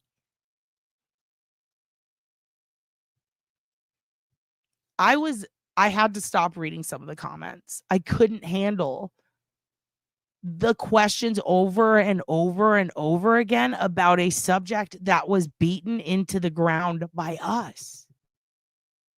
And if you don't agree, just don't agree. You can even say you don't agree. But don't talk shit about Duty Ron. I'm going to get all worked up and have to say some shit. The transcript, I'm going to link the motion again below for anyone who missed it. The transcript tells you who's saying what. The only thing that is questionable is the breathing. Some people go, that's Hunter. Some people say that's Bethany. Some people say that's the neighbor. It doesn't say that in the transcript. We didn't even know there was heavy breathing. So what? Does it change anything? It was a horrific situation. It changes nothing. Overall, there were a lot of nice, kind, compassionate comments for the victims, and I appreciate that. Yeah, Duty Ron's the sweetest. Like, everybody's so nice. And it's like, why were people just in the comments? People who are so pro Koberger, and I'm fully convinced that some of it is a bot campaign because some of it was repetitive and spelt wrong, copy pastes, and the accounts were all new. So it's like there's something going on. There's some fucking obsessed weird bitch who's probably, wasting money on a free Brian Koberger mission. Fair enough, whatever. But never have I seen the type of craziness in cases like these ongoing current ones as Delphi goes through appeals or whatever is going to happen next with it. As Koberger, as we approach that, I mean, shit, Lisk, that whole trial is going to get bad. Like, people are going to, it's probably already happening. Like, I mean, it's definitely already happening. Like, people get so obsessed with being right, unable to adjust their thinking, that they will just shit all over other people. And they will talk so much shit about the victims. And then one day when it's them, it's going to be different. Absolutely. It's just disgusting to see, to see all of the different shit going down with everybody fighting. It's like, oh my God. Okay, so yeah, we'll put the motion down there again for anybody who's confused. It's okay to be confused. It's a little confusing. But like at the top, it tells you exactly who found what and why they are responding the way they are. It gives you context. Then it tells you who's speaking. I don't get it. The other thing is, the girls left. They left the house or they weren't even there. Are you kidding me? When they handed over their phones, which is how they got their text messages, there is built-in location data. It's not about a tower ping. Like, fuck, Xana was on fucking TikTok. They know where they were. It's so crazy. Oh my God. There are some stands out there. There are pro Brian stands, and I cannot stand it. It's one thing to think a guy is innocent, but to be like hateful to everybody and then fangirling this dude with the amount of it, mainly to criticize the victims. That's what I have a problem with. To criticize the surviving victims is insane. I mean, fucking that douchebag JLR is over there like, oh, this one's drinking at a party. I thought she was depressed. So fucking what? I feel sorry that she is drinking. She's been through some shit. I hope that it doesn't affect. I hope she doesn't keep drinking over this. But this is what happens when people are traumatized. Like, oh, wow, dude. Yeah, there's a lot of those, dude. There's a lot of those. And, people, yeah, it does. Conspiracy makes them think that they're onto something. Well, you're getting there. You're onto it. Hey, but look, I have some good news. Do you guys remember? Hold on, let me see if I can pull it up. Hope shit doesn't freeze. Do you guys remember we talked about last week Hannah McNaught? Oh no, it's gonna freeze. Yeah. Do you remember Hannah McNaught, the little girl from South Dakota? She has been found and she is safe. She's been found. She's been contacted. She's been located and she's safe. Hannah McNaught is no longer missing. Yay. And thank you, Erica, I believe it was, who pointed that out to me. A friend of her family's or a friend of a friend or something. She knows the family. They're close to her. Hannah McNaught has been found. She was a 17-year-old. I believe she was last seen. I think she was 17, right? She was last seen at a outside of an area where there's like a liquor store in South Dakota. It'd been a little bit it'd been a little bit too long. People were very concerned about her, and she's been found and she is safe. And they have reached out to her and gained contact. So yay, Hannah McNaught's found. Still no update on cousin Wayne. I will be reaching out to Military Ma again. And then fuck it. Maybe we'll have to do an episode and just talk about what's going on with that, because it has been a minute. And I do worry about her, and I hope that things are okay. But thus far, no movement that she could report to me. She had dialogue going with the investigators, and then suddenly none. So let's hope that they're looking and investigating something. There was a lot of weird internet stuff about it. But yeah, I do think that the whole Hannah McNaught being found is great news. The whole Wayne, still no update. I mean, it's better than bad news, I guess. But I would like to see more. I would like to see more news or more updates on what's going on with cousin Wayne. If you guys don't remember, Wayne is a fella who went missing in Washington.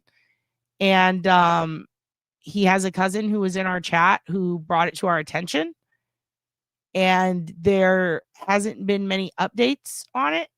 But yeah, there was just some suspicious activity online regarding the case and what people say about it. Also, YouTube user, thank you for being a member for 6 months. Appreciate you, friend. Okay, so back to the Maura Murray stuff, because I want to get into it, and I do have to leave in about an hour. I'm going to play for you some of the Maura Murray, the older search stuff, the search stuff that I wanted to show you yesterday. And then we're going to go through, talk about this Steffen Brenner guy. Or Steffen,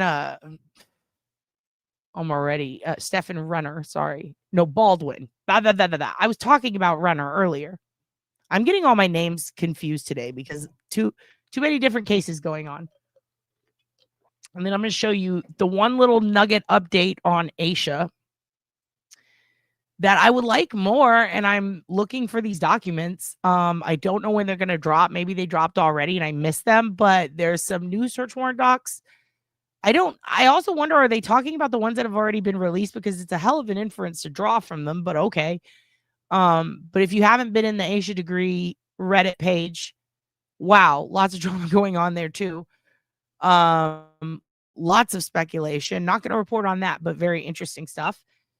All right, let's go to Maura Murray, and then we will get into Steffen Baldwin, aka Steffen Finkelstein, her alleged ex, who is not Bill Rausch.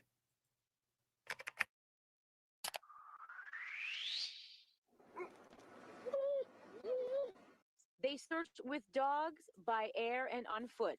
They've checked everything from bus logs to snow tracks, and now, after 10 days, officials say they have suspended the ground search for 21-year-old Maura Murray.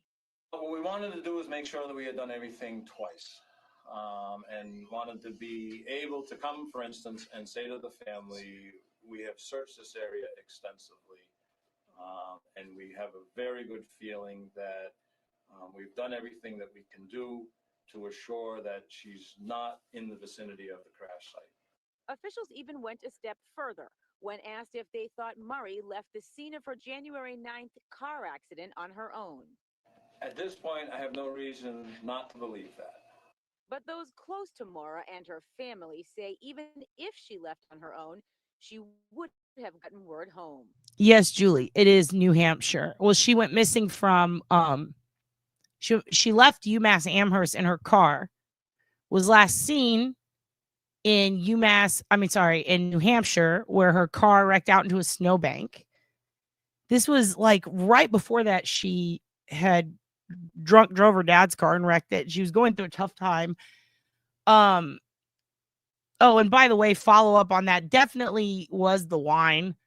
I was confused because there were conflicting stories on the DNA. when it came to the interior of the car, but confirmed they said that they tested it and there was no DNA whatsoever on those stains. But yeah, it's interesting because, and also this is shortly a few weeks before Brianna Maitland went missing in Vermont, about 100 miles away in Montgomery, Vermont. And it's essentially, they're not connected, but it is weird how similar they are. And you've known her since 5 years old? Who, Maura? Wait, hold on. I recommended someone watch you, but she was utterly confused why. She told me a few clues over just the last couple of years. Her mom was probably off by her dad, and his girlfriend covered for him. I've known her since 5 years old. 432 Hertz. Holy shit. Can you shoot me an email? Or are you?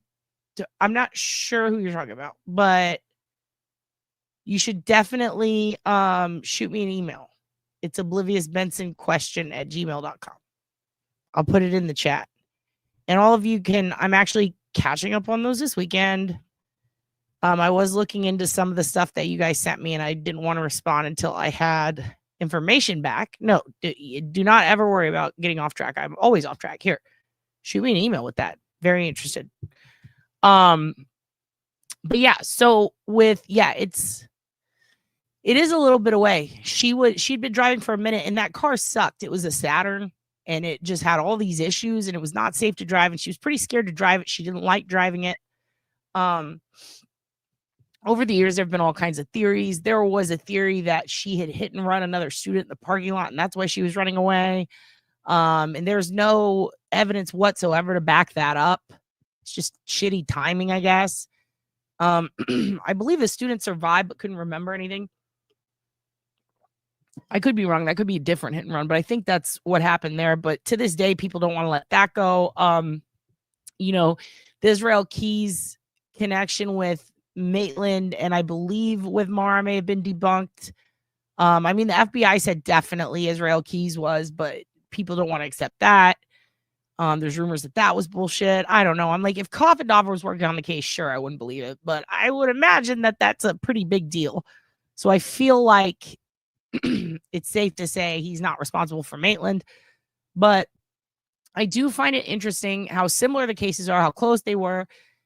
Then when you consider snow, no cell service, winter, early 2000s, shitty cars, young girls, middle of nowhere, late at night. Okay, starting to make a little more logical sense as to why this was a recipe for disaster. So with this, I'm going to keep playing this. This is the search that was right after. They did 10 days of searching in the New Hampshire woods where her car was last seen. There's no way that she would ever put just the two most important people in her life that I'm aware of, her father and my son, through this nightmare. There's no way. Officials plan to continue doing background checks on Maura with the help of the FBI to try to establish her frame of mind prior to disappearing. But at this point, there will be no further search of the area. As for Maura's family and friends, their search continues. Maura, we love you. I do have to say, yeah, it's shitty volume. I'll try to crank it up more. There you go. And I'll go back then. I do have to say that 10 days, the snow had not yet fully melted, I believe, by the end. So I don't know why they suspended it after 10 days. Yeah, the Stadies implied a lot of shit, but they were full of shit. I think everybody knows they were full of shit, especially because sister and dad are still, we have to find Maura. And also, if the dad was a little perturbed with her or they struggled to get along, I can understand why, She got kicked out of West Point, right? She made bad decisions. She was young. Not talking shit on her, but I got popped with a joint, spent the night in jail. My parents were not impressed. They were very pissed off. So I can imagine wrecking a car, drunk driving twice, stealing a credit card to buy pizza, getting kicked out of West Point. It's a lot. But she was getting her life back together. Very similar to Breonna Maitland, also getting her life back together. But you got to consider the circumstances, man. Look at this shitty weather and the shitty cars they had. I mean, damn. And it seemed, for her age, I wouldn't call it a drinking problem, but she was in party mode. She was party Maura, at that time, which fair enough. She's in fucking college.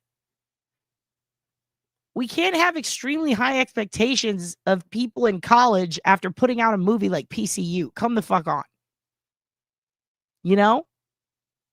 Oh my God, these college kids in the Idaho house, it might have been a drug house. Every house is a drug house in college. Every dorm is a drug dorm. And you know what the shit of it is? Most of the parents put their kids on their drugs them fucking selves. And half of them stole the drugs from their kids to take them. So don't give me that shit.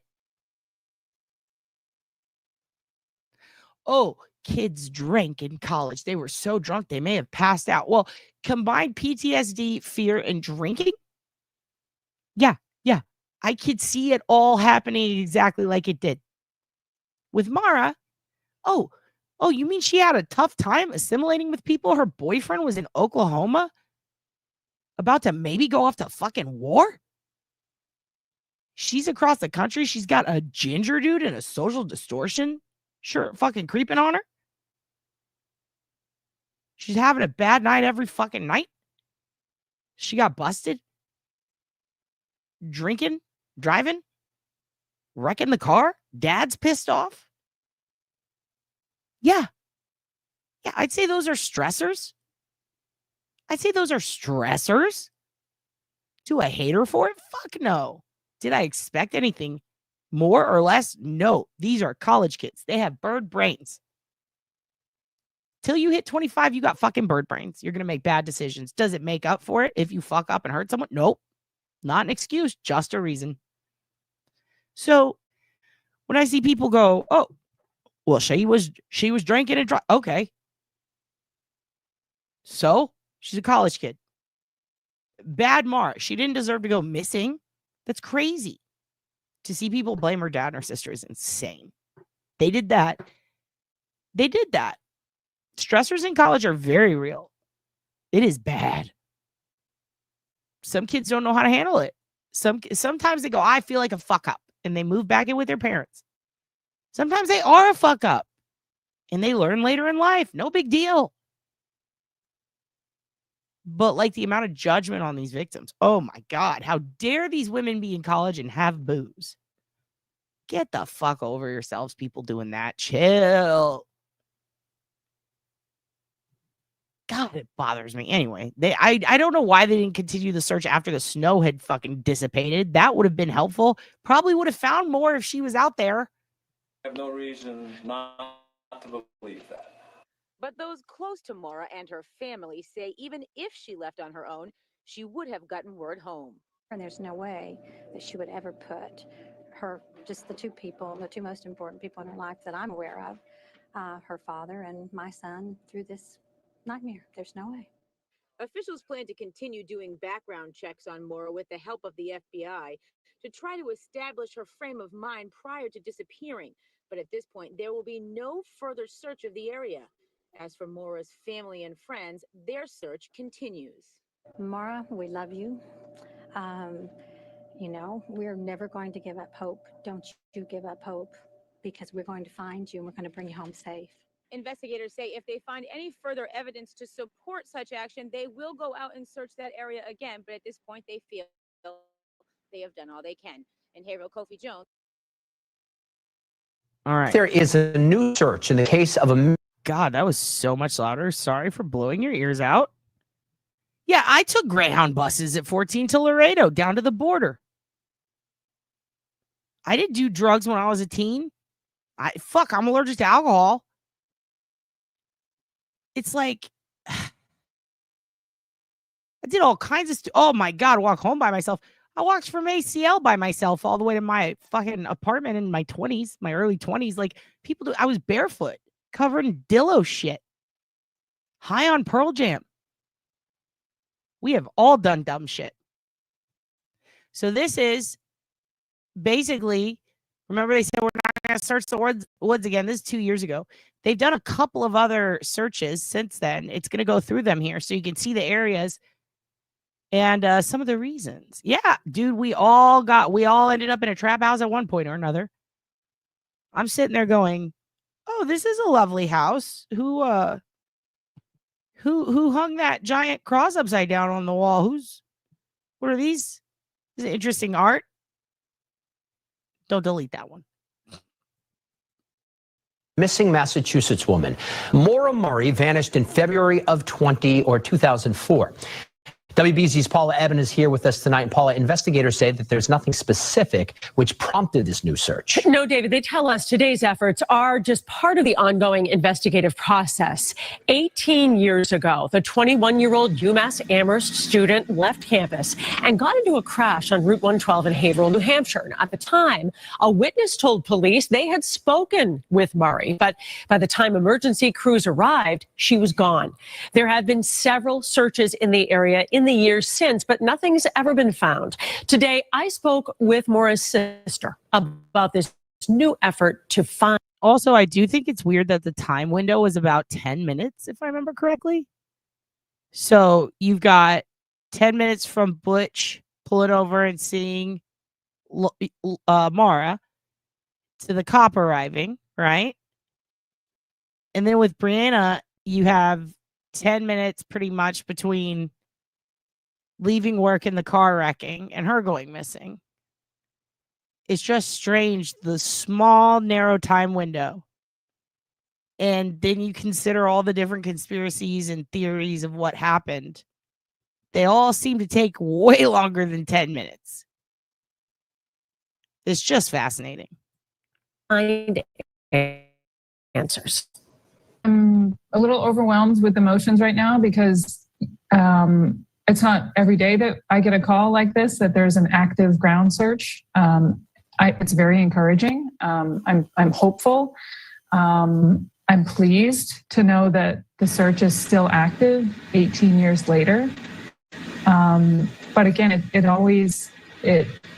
brings a flood of different emotions every time I get that call. Of course. So tell us, there's no new information per se in the case, but they've decided to search an area. Pausing it. This was 2 years ago. Oh yeah, Dillo shit. It's called Dillo Do. So here in Austin, when they are making the parks, the grass green, usually after like a heavy rain or when the seasons change, they take a whole bunch of armadillo shit and they smear it all over the grounds of Zilker Park specifically. And the grass grows in just gorgeous. Oh, that shit. That is a fine, earthy shit.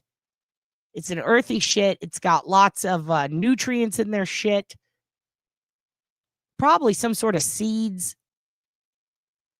Just really good, top quality, prime shit. They take that shit and they smear it. Now, here's what's crazy.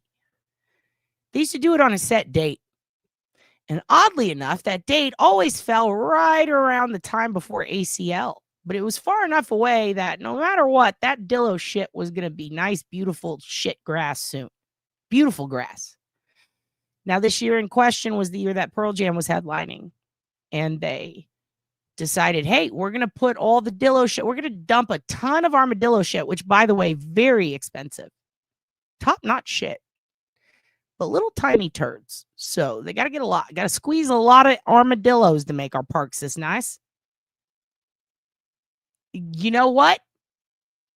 I have been asking that for years. I don't know the answer. Yes, they do carry the Michael Jackson disease. That is true. So these little dillos, they pop out these sweet little festering turds of just glory. And those little glory-filled turds get smeared all over the grounds. Now, on this specific weekend, they put the Dillo shit down, and then it rained for a week. And then ACL happened. So none of the grass grew back. And you had about a foot of stinky, disgusting, pure as hell Dillo dirt. That's what they call it, Dillo dirt. But armadillo shit. And all the bands played, and I remember standing in a crowd and I puked, and then the guy next to me puked, and I started a puke wave. You got chemical burns on your legs from that year. That was also the year the porta potty blew up. I was standing next to it, and it burst into flames, and we all screamed. Someone lit a fire. Actually, what happened is I believe somebody was actually trying to light a fire, but what helped it was that there was a gas leak right next to it in a trailer. Yeah, all the way up to my knees, too. Now, I lost my shoes in the Dillo shit, which a lot of people did. A lot of people did. And trust me, I've had those edibles, and you can't feel your face when you're on them. But yeah, up to my legs, too. It was horrible. So I lost my fucking shoes in the shit. Eddie Vedder dove into the shit face first in the middle of a song, stood up and went, "What the fuck, man?" Yeah, it was a very flammable situation. That's true. Lots of people puked into the shit, and then you had to walk through puke and Dillo shit. And now because the porta potty blew up, that whole line of porta potties was not available anymore. So guess what people did when they had to piss and shit? Now imagine what, 40, 50,000 people shitting, pissing, and puking, shoeless, 100-degree weather, covered in armadillo shit. And you just want to sing Jeremy with all your friends. Interesting you mentioned that, because someone gave me those, and that is how I ended up walking over 10 miles barefoot. So yeah, we could have blown up. A lot of people got MRSA that weekend. A lot of people. My buddy was playing, he would play trumpet backup for some of the bands. One of them, he's in Black Joe Lewis and the Honeybees, but he was playing backup for like Here We Go Magic or something. He saw me puke from the stage, and then he saw everybody else puke. It was literally a domino effect. It would have been a beautiful moment if it didn't smell so bad. Anyway, here we go. To a greater extent than they have before? Right. They decided to search an area that was actually a focal point of a very early search. So in May of 2004, this particular area was searched. And that was based on a tip that law enforcement was provided. And this area is... Yeah, I'd like to thank Leah Baker for finishing my thoughts. Yeah. Thank you for wrapping it up and putting a tiny bow on it. A nice little tight bow, Leah. Yep. So that, kids, is how I met your mother. No, that is how, yeah. So the point of that is that we all do dumb shit.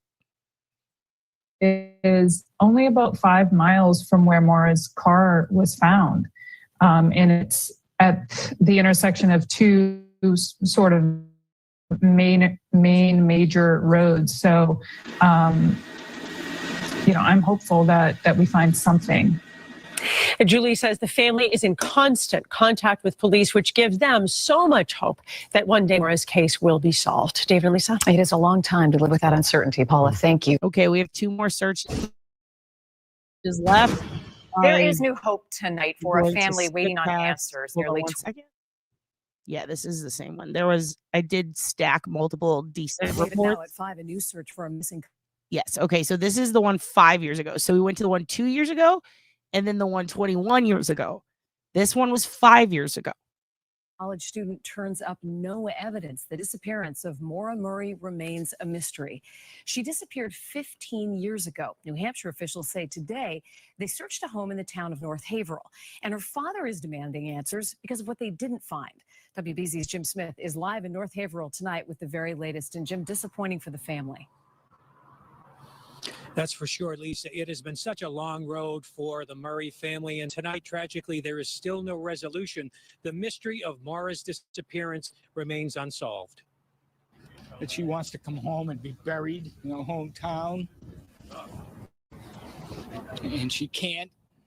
This is what kills me every time. I told you guys I hate it when good dads cry. This is a good dad. I don't care what anyone says. This is a good dad, dude. I hate seeing this man cry. He's buried up here. And I need help. I need help. Fred Murray is still grieving. Years later, 15 years to be exact, since his 21-year-old daughter Maura disappeared after crashing her car on a country road on the fringe of the White Mountains of New Hampshire. Today, New Hampshire State Police joined FBI agents searching the basement of a home not far from where she vanished. They say they found nothing. This one hurts because I thought we finally had it. This one is worse than the other false alarms or dead ends, and I was pretty sure, you know. Police report they searched the area for the sake of Maura's family and others who had suspected there was something there. They cut that area, removed the concrete, and then searched several feet down and covered the entire area and beyond with that disturbed ground. So, just for reference, there were multiple claims that Maura was being held in a house. Maura was kidnapped by these brothers who smoked meth in this barn. Maura's body was left and she was kidnapped and tortured and put in this A-frame barn in the woods. There were so many of them. But there were people who were relentless, who were like, I swear, I got a fucking good tip. There were journalists, there were fucking, you know, couch sleuths or whatever. There web sleuth. There were people who were obsessed with this. And, you know, some of them, they did have it, I think, in their hearts that like this could help. And the family had their own thoughts based on information they were receiving. Now, keep in mind, this is 20 years later, right? So there are all these searches going on.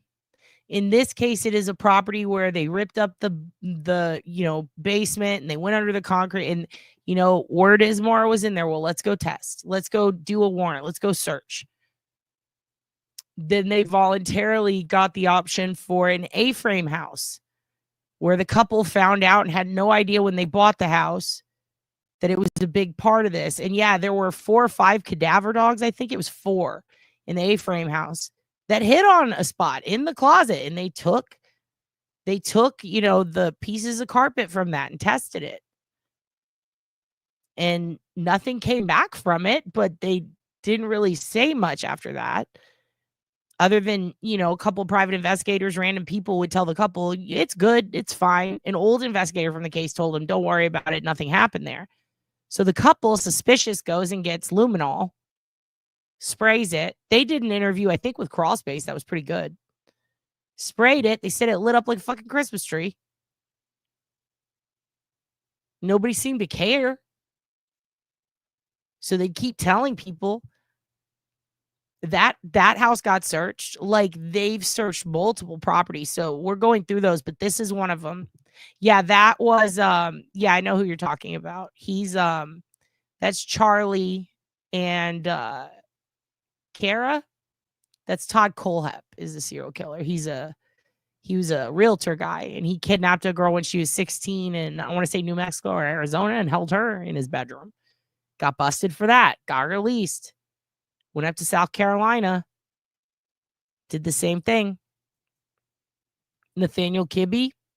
It's another one. I mean, this is wild because they did search. They did a lot of searches. Had been, and they located absolutely nothing other than a small piece of what looks to be potentially pottery or maybe a piece of old pipe. So the couple said lit up all over, like the floor and the walls.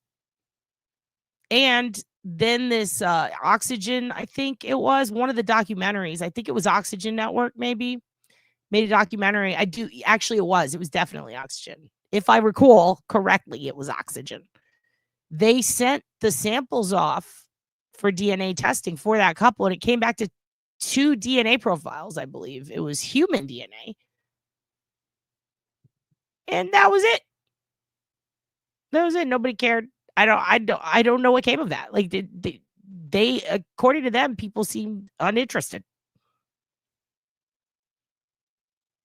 I mean, we haven't heard anything, but I do find it interesting, you know, that this stuff, you know, there were people who the Vermont police put out that she left a message or a note to her boyfriend or vice versa. They made it seem like it was suicidal and it wasn't. So that was another bit of resentment that some people have, that she was painted to be someone who could be. But also, yeah, there's just a lot with this investigation. We're going to go back through it. Right now, we're just going to get to the stuff with Baldwin. So I just want to show you the rest of the searches. As for the family, the search goes on. They will never give up. Stick my nose back on the trail. That's all I can do. And I can't quit. I'm not going to quit. And I need help. Maura's father, obviously heartbroken, very frustrated, but authorities say this case does remain a priority and they will continue to work it. Live in Grafton County, New Hampshire, Jim Smith, WBZ News. Feel for that family. Jim, thank you. And I believe this one is. Today, a team Nope, of that's a investigators 5. from the Hampshire. I can tell you that no evidence was found in connection. That was a windy day. Damn. This is simply going back and looking at some areas that have already been searched Okay, before. so this is not the house, but this is the areas in the woods again. So this one, same year, different search area. This is something we do in a Yes, there was a lot wrong with her car. She should not have been driving it that far. It was a piece of shit. It was an old Saturn, and she wrecked it into a snowbank. And then she had alcohol in a cup mixed with a drink. She had a box of wine that burst and squirted everywhere. She had taken money out of the ATM. I think it was over $200. It might have been like $280 or something. She went to the liquor store, bought a bunch of shit, gets in the car, starts driving to the White Mountains. It's snowing. It's shitty outside. She's in a shitty car. There's no cell reception. Her last cell phone call was, I believe, the night before, like 10 p.m. or something. She boxed up everything in her dorm. Or it might have been shit that she delivered to her dorm for the next semester. But either way, her shit was in boxes in her dorm. There was a note left behind. She had been searching online and even called some getaway spots, some like ski resort type of different places in the mountains. And then did a map quest for, there were 3 different places that she focused on. One was Burlington, Vermont. The other, I can't remember exactly where, so I'm not going to say it because I don't want to say it wrong. And then the other was like a place in the White Mountains. That's like the area she was going towards. So, you know, there was also rumors from various strangers and people online and friends of hers, apparently, that she had talked about going to Ohio to see an ex-boyfriend, which would be stupid if it was Bill, because Bill, her boyfriend, was in Oklahoma. Then other people said, well, it was Oklahoma. I said the wrong O. But now that Steffen came out, there's a bunch of people going, oh, maybe it was Steffen. No, he was in California at the time, so it was not Steffen. But it's very interesting. Also, hello, Satan. How are you doing today? And I agree. I wish they would have searched it after the snow was done stacking in that same area, but they just did the initial 10 days, and then it was another long period, and then another long period. And now they're just ticking off areas of the map that people tip in, I guess. It's interesting. A lot of our cases. Attorney Strelzin says they typically don't notify the public, but in this case, the search was so large it would raise public curiosity or alarm. So a release went out. The family was notified first. I'm just so happy. I mean, I'm nervous, but you know, this is big news for the investigation. The teams walked into the woods in a line, fanning out, poking into the brush. Dogs were used in this search operation as well. The goal is to cover ground that had been previously been covered, but to do a more extensive search. Obviously, the hope with any of these searches is to find any evidence that might be relevant to this case. Officials say there is no new information that prompted the operation. Maura's family says they are guarded but optimistic. Fred Murray has been unrelenting in his effort to keep this investigation active. He's hopeful. I mean, this is all that a family like mine could ask for, that the investigative team is investigating. Our biggest fear is that Maura becomes a file on a cabinet, and the fact that they're out there on the ground, boots on the ground, doing the search, it just brings a huge smile to my face. And I don't care if my dad's not smiling. I'm going to make him smile today.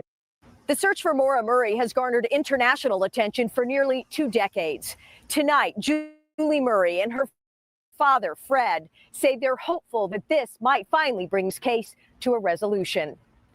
In Woodstock, Amy Cavino, WMUR News 9. And back in January, the FBI created a violent criminal apprehension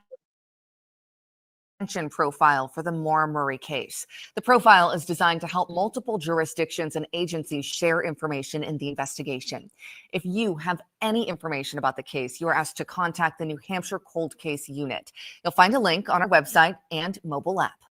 Okay. Today marks 20 years since a UMass student Very interesting. I think the timing of all of this in regards to the Steffen information coming out with the fingerprint situation. Again, his words to Renner, I believe, were in regards to it being on a CD or a CD case.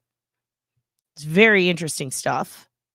I'm going to let this last one play, and then I'm going to start showing you what I found.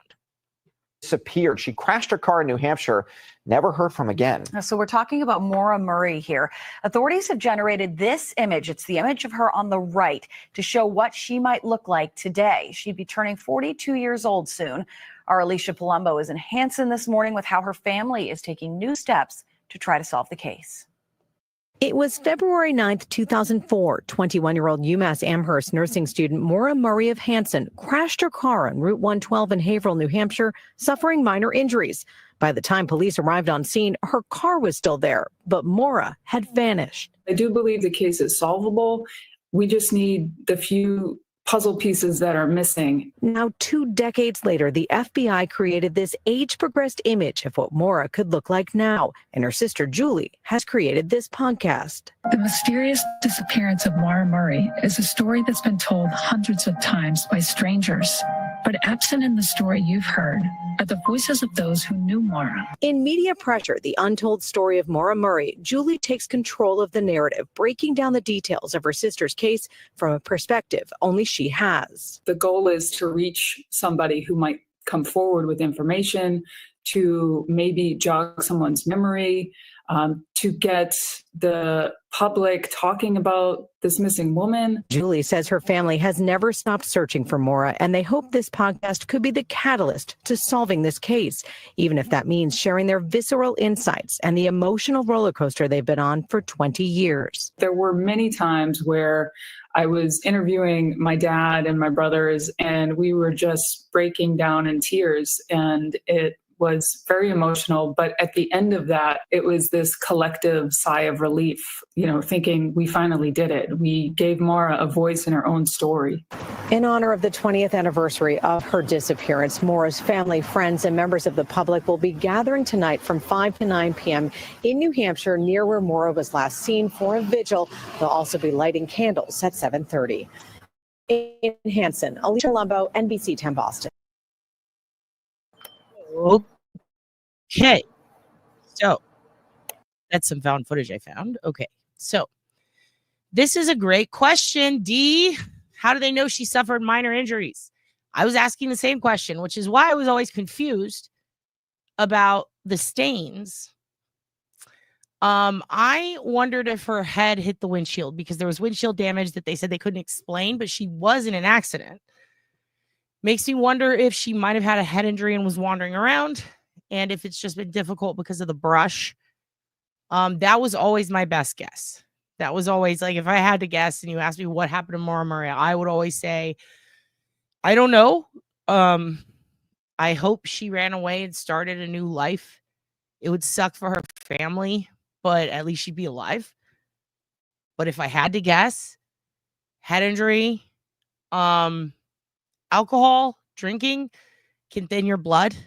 It's very cold. There's no cell reception. It's getting dark. Likely wandered into the woods, or could have been wandering along the road and got struck by a car.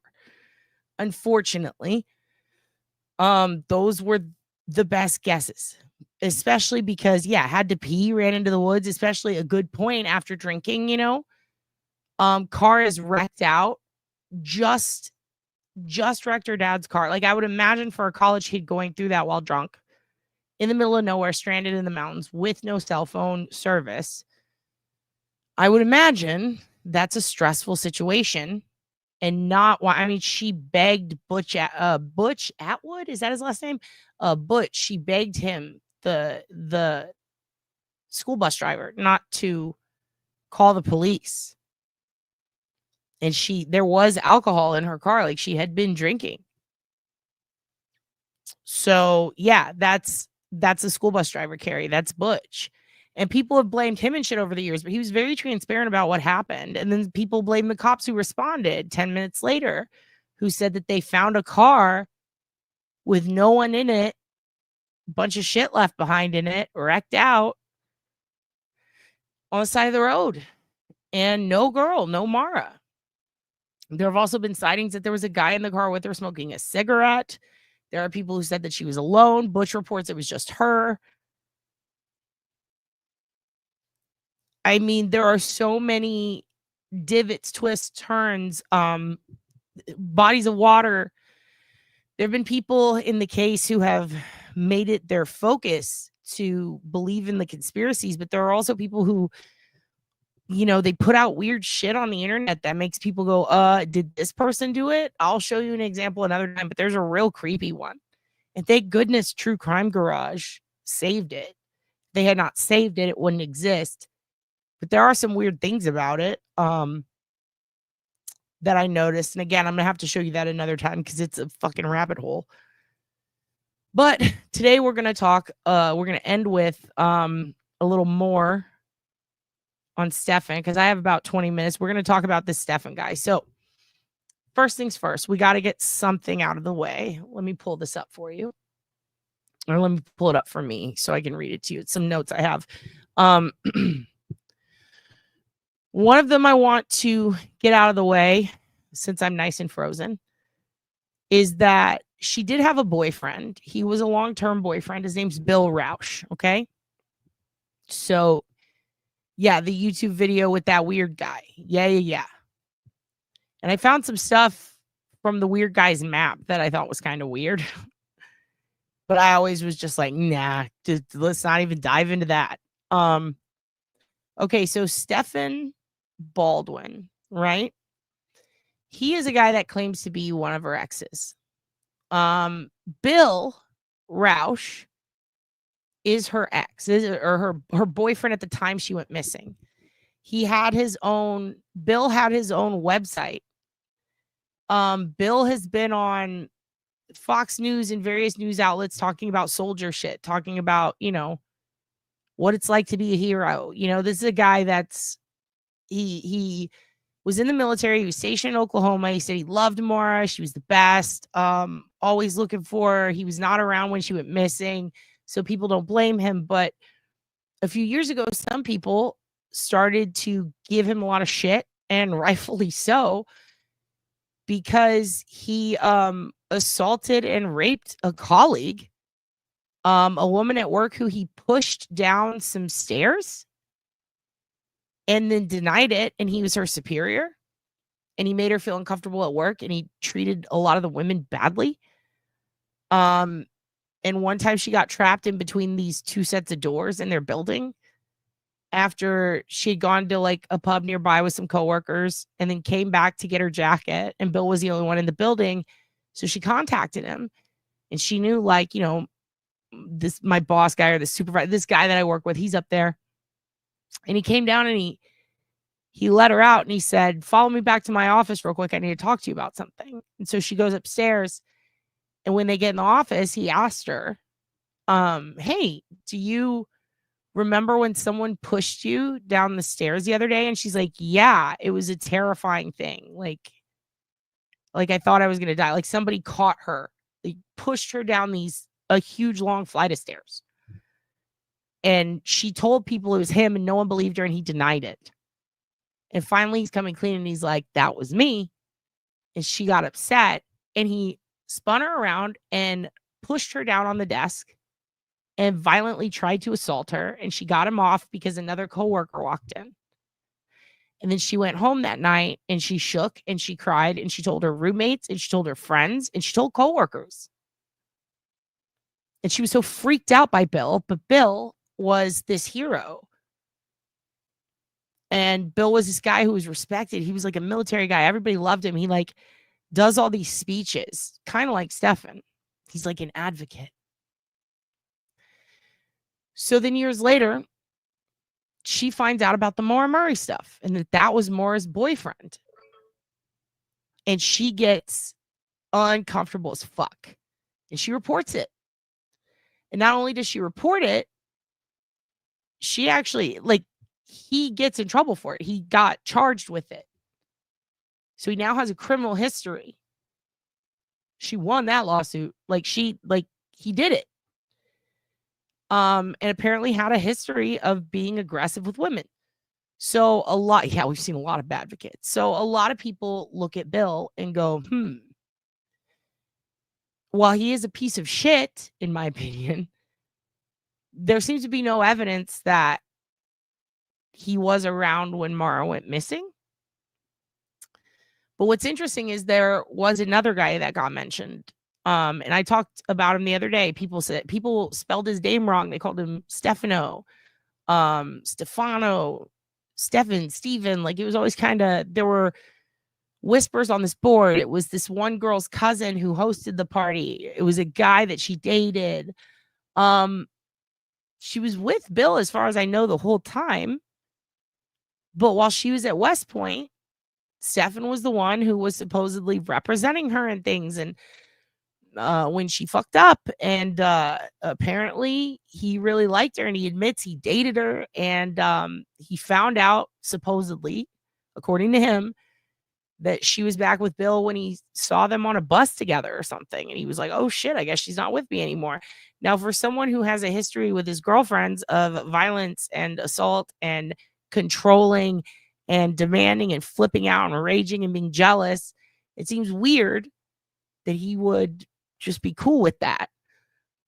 Simultaneously, one of the few things as far as evidence goes that was left in the vehicle, according to quite a few sources and confirmed by Runner, and who apparently confirmed it through the sister, there was evidence that his fingerprint was there. I mean, his fingerprint was there. Now, whether it was on a CD or whether it was on a CD case, once he got the felonies for what he did to those animals, VICAP gets created, or this case gets created in VICAP. And now, all of a sudden, boom, he's the guy. He's the source of that fingerprint. Does that mean he killed Maura? No, not necessarily. But when you have someone who is serial killing animals, has the history he has, and then you find out that they left West Point 1 week after Maura goes missing, and then denied ever being in New Hampshire or Massachusetts, seems kind of weird.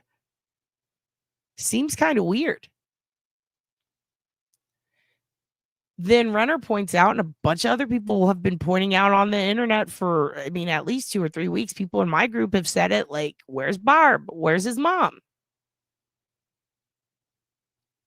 Apparently she's been missing. So, of course, I'm like, okay, well, let's go find Barb. Let's go see what's up with Barb. Where is she? Is she okay?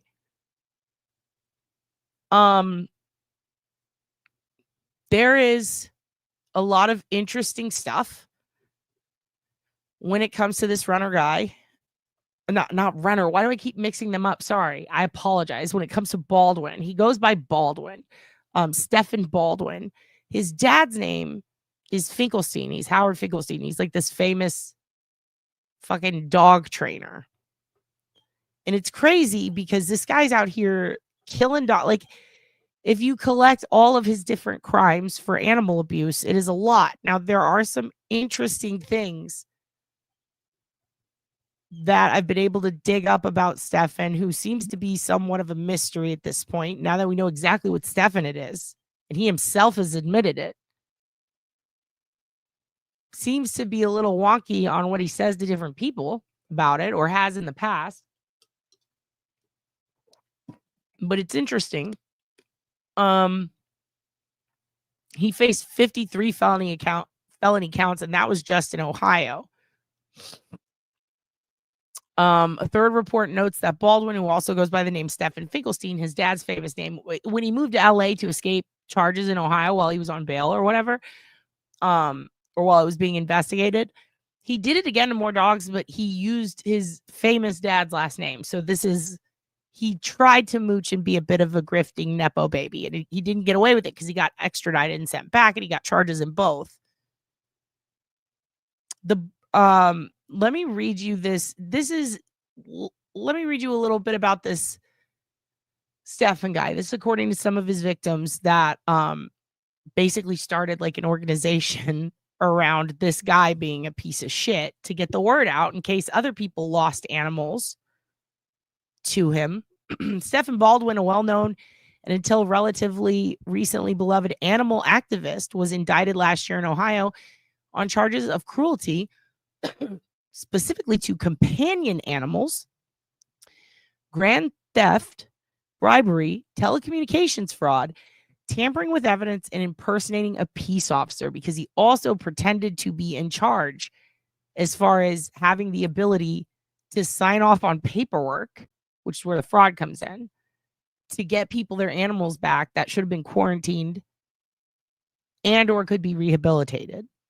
Baldwin is back in court this month. He was charged on a superseding grand jury indictment, which elevated many of the misdemeanors to felonies. By the way, he also failed drug tests and got his shit revoked multiple times. So he got more charges tacked on for that. According to media reports, Baldwin's goal was to be a star on Animal Planet by any means necessary, investigators say, even at the expense of animals he had pledged to protect. He's alleged to have promised to rehabilitate dogs and either took money to do so or fundraised off of dogs, even as he had them killed, but continued to tell people they were alive and well, sometimes rehomed with different families. A third report notes that Baldwin, who also goes by the name Steffen Finkelstein, left Ohio for California as investigators there began to look into the matter. Baldwin hurt a lot of animals, and of course, that is the most devastating part of the alleged cons. To the extent the evidence proves true, animals died, but Baldwin also hurt a lot of people. People who believed in him, put their own reputations behind them, promoted him, funded him, and worst of all, entrusted him with animals and the animals to the animals' detriment. Baldwin was considered a rock star, a term, as I've said before, I hope I never hear someone in this movement, the one that they started, being called again. Because if there is a lesson to be learned, is that we need to stop creating cult of personality by lionizing individual people and individual groups, and instead shift our focus to elevating principles of institutionalizing life-saving. Okay. With that said, this guy is a huge piece of shit. And a lot of people are wondering, what's his deal? Where did he come from? What do we know about him? So I'm going to show you this. This is what I find interesting. In addition to, and this is the big ta-da, I guess. I don't know if anyone's seen this yet. I don't even know if the cops are building a timeline on this guy or if they care. I haven't seen anything from them about it. But not only did this guy leave West Point a week after Maura went missing, but let me pull it up. Here it is. So a week after she goes missing, not only does he leave West Point, but later that year, this is in 2004. This is a record. And this is and by the way, his name is misspelled on his own wedding announcements to one of his ex-wives. Here, let me make this big for you. Okay, because we're going to go through this real quick. So this is a San Bernardino County, California court record with some judgments in it, but right here. 12/2/2004. So this is a decree changing name filed. Decree changing name from Steffen Finkelstein to Steffen Baldwin was filed on that date. Now, let's go back right here. So not only a week after Maura went missing did he leave West Point in New York, but in 2004, on October 19th, so this is that same year,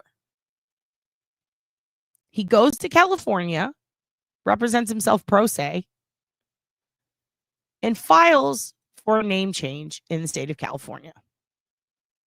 So this guy who used to date Maura Murray, his fingerprint was on the scene, apparently.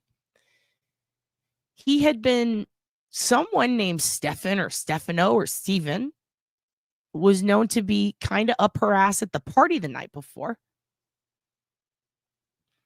1 week after she goes missing, he leaves New York and West Point to go across the country and changes his fucking name.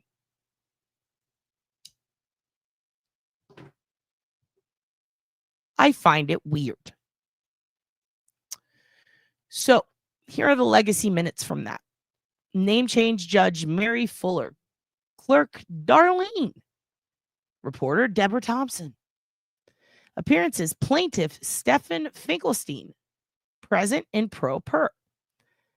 Proceedings. Court finds there is appropriate service. Court finds allegations in petition sufficient and true. Petition of Steffen Finkelstein granted decree of name change is signed at the court. Henceforth, the applicant's name shall be Steffen Baldwin. Stage at disposition. All other judgments before trial. Case disposition by judgment. Judgment minutes concluded. Order and end. Okay. So, proof of publication of the name filed by Steffen Finkelstein. His filing fee. He had paid a filing fee by 2018. Oddly, I don't know why they do this, but this was 2004. Filing fee paid by Steffen Finkelstein for certified copy. So look at this. In 4/2/2018, he requested a certified copy of the name change. He got the name change months after she goes missing. So months after he goes missing, he goes from Steffen Finkelstein to Steffen Baldwin. That's in 2004. What I find interesting, and this is in San Bernardino County, California. Now, his mother, Barbara Baldwin, who seems to be missing as well, also changed her name. So let's go ahead and pull that up real quick. Give me just one moment. Can you see me? Okay. So just to be clear, Steffen paid to have his own name changed months after Maura Murray disappears.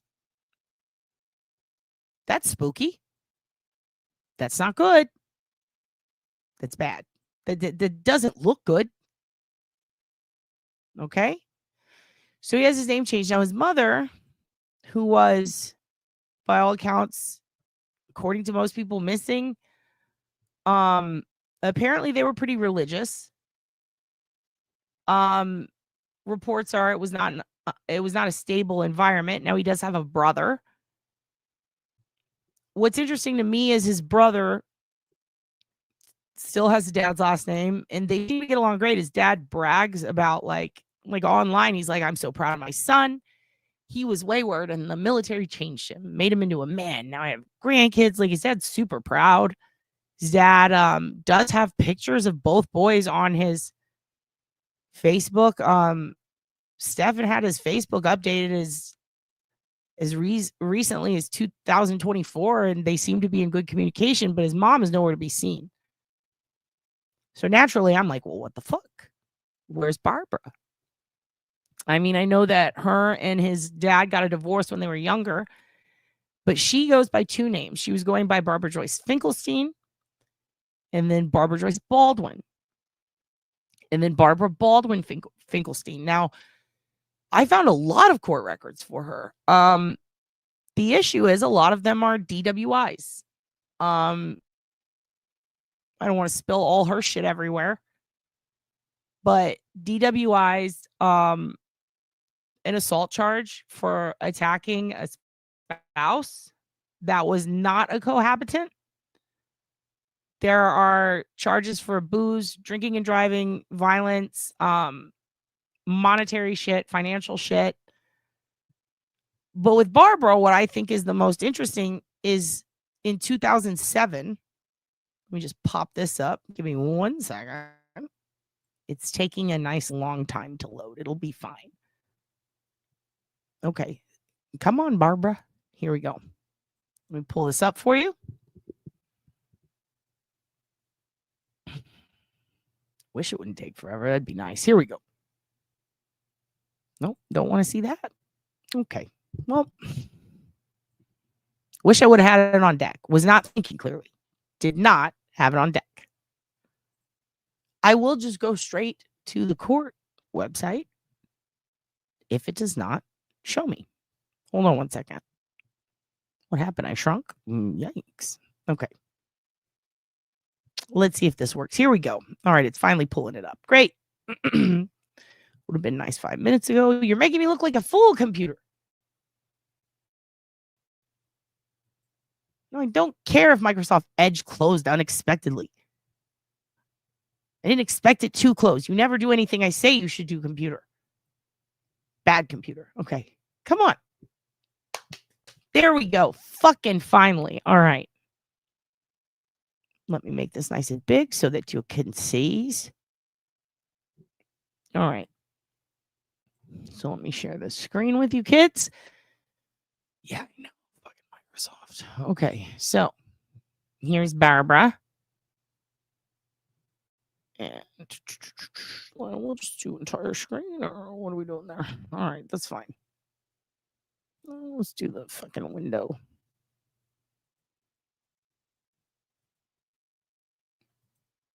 There we go. Nope. That's not it. Okay. That's not it. I hate myself. Just show the fucking... Guys, I don't know what we're going to do here. Here we go. Finally, I hate StreamYard. I hate you, StreamYard. Okay.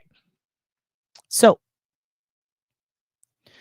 in 2007, in March of 2007, Barbara Joyce Finkelstein decided she's going to change her name too. You're not the only one who can change your name, son. So she changed it to confidential. So 3/13/2007 is the last trace we have of Barbara, who changed her name to something confidential. Interesting. Very interesting. No, apparently, Alex, it was an old discovery, but it didn't pop off, I guess, until VICAP, which makes sense. Now, he claims to Renner that he has an innocent excuse, and he claims that he spoke to the FBI a year ago. But he's also said that it was a much longer time ago. So I find it very interesting that this guy says he's never been to any of these hot spots in the situation. He also claims that him and Maura used to trade CDs when they dated. He was not mad at all when she started dating Bill, although she had already been dating Bill, so it's a little confusing. He went to West Point with her and represented her in some shit there, but then this mysterious Steffen is mentioned at a party at UMass, but he claims he's never been to UMass. Simultaneously, even though it'd been so long since it'd been longer than a few weeks since she'd been at West Point, his CD with a fresh print, regardless of whether it was on the CD or the case, was in her car, and he used to date her, but now we find out that he changed his name shortly after. That is what I'm wondering. And what's interesting is he did smoke. He did smoke. And here's what's crazy. You know, everyone's like, his mom went missing. He went to go live with her. He was living with her. He was like there with her. And he changes his name 3 years later. His mom changes her name. Now she's nowhere to be found. He still has a relationship with his dad and his brother, just not his mom. Weird. Kind of weird. So there's a bunch of pictures of him available on a Flickr bucket. He's also got, I mean, him and his mother both have a history.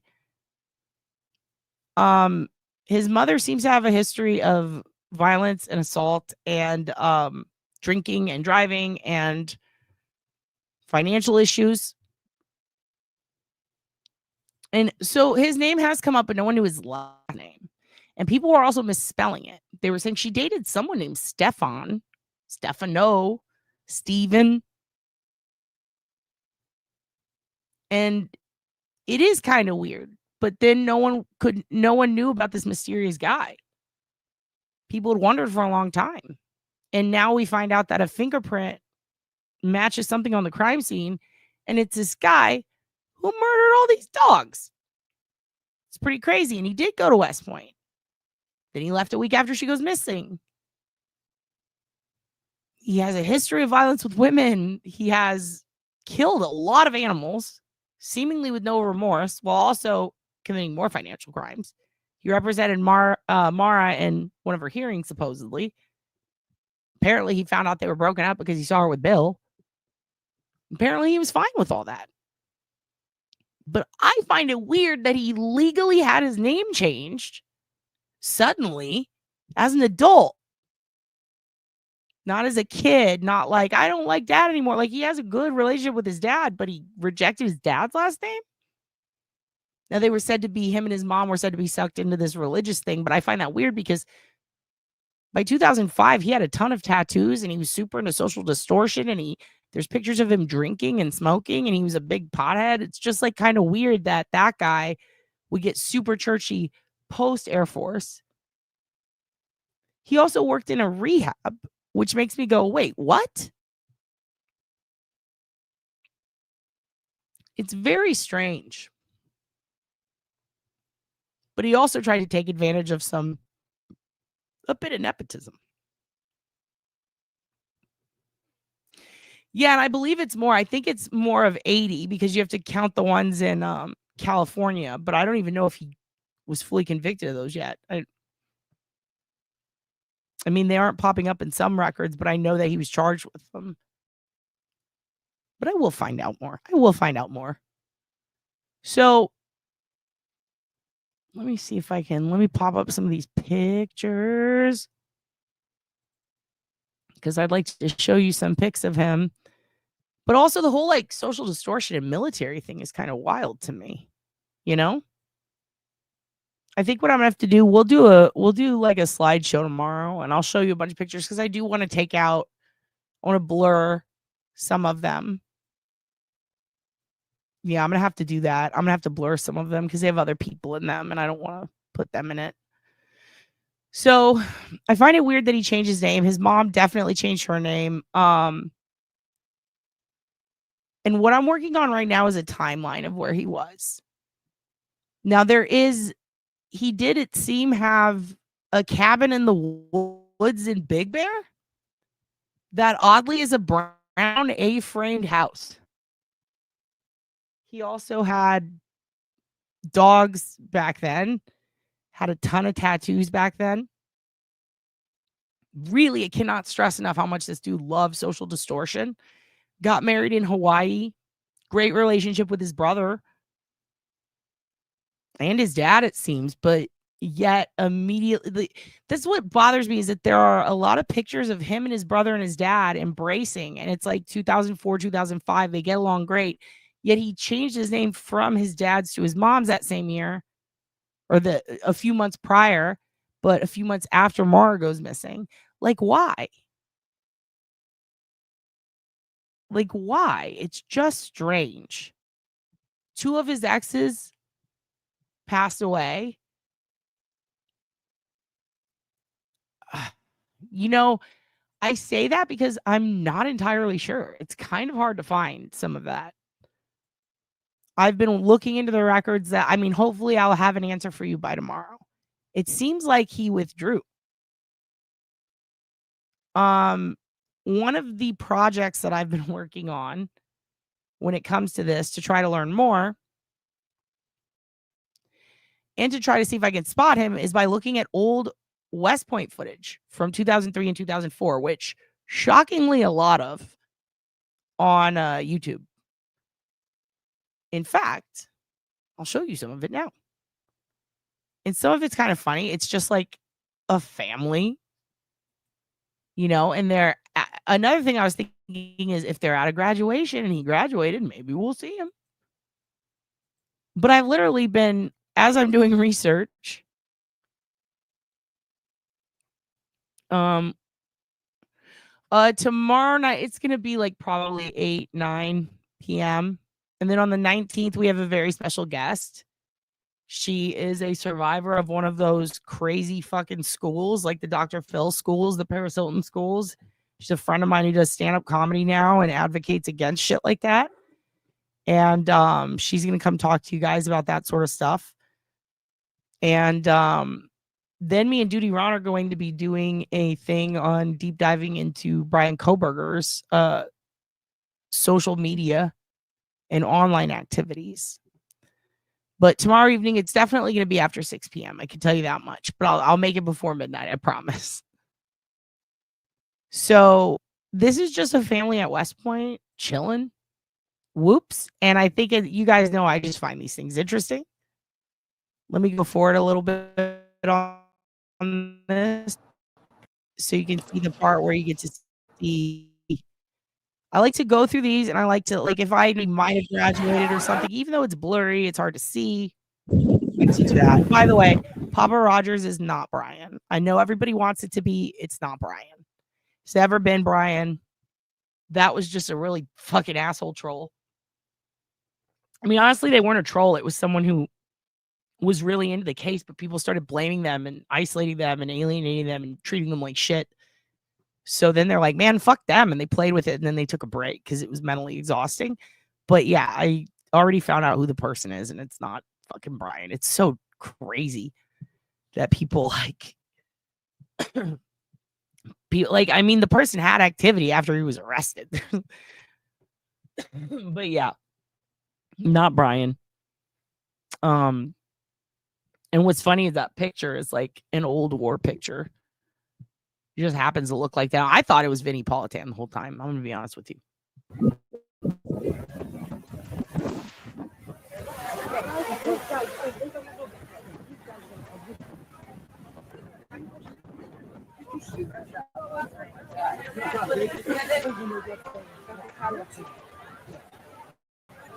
Oh, so Renner finally got sentenced, and that was in the animal cruelty cases.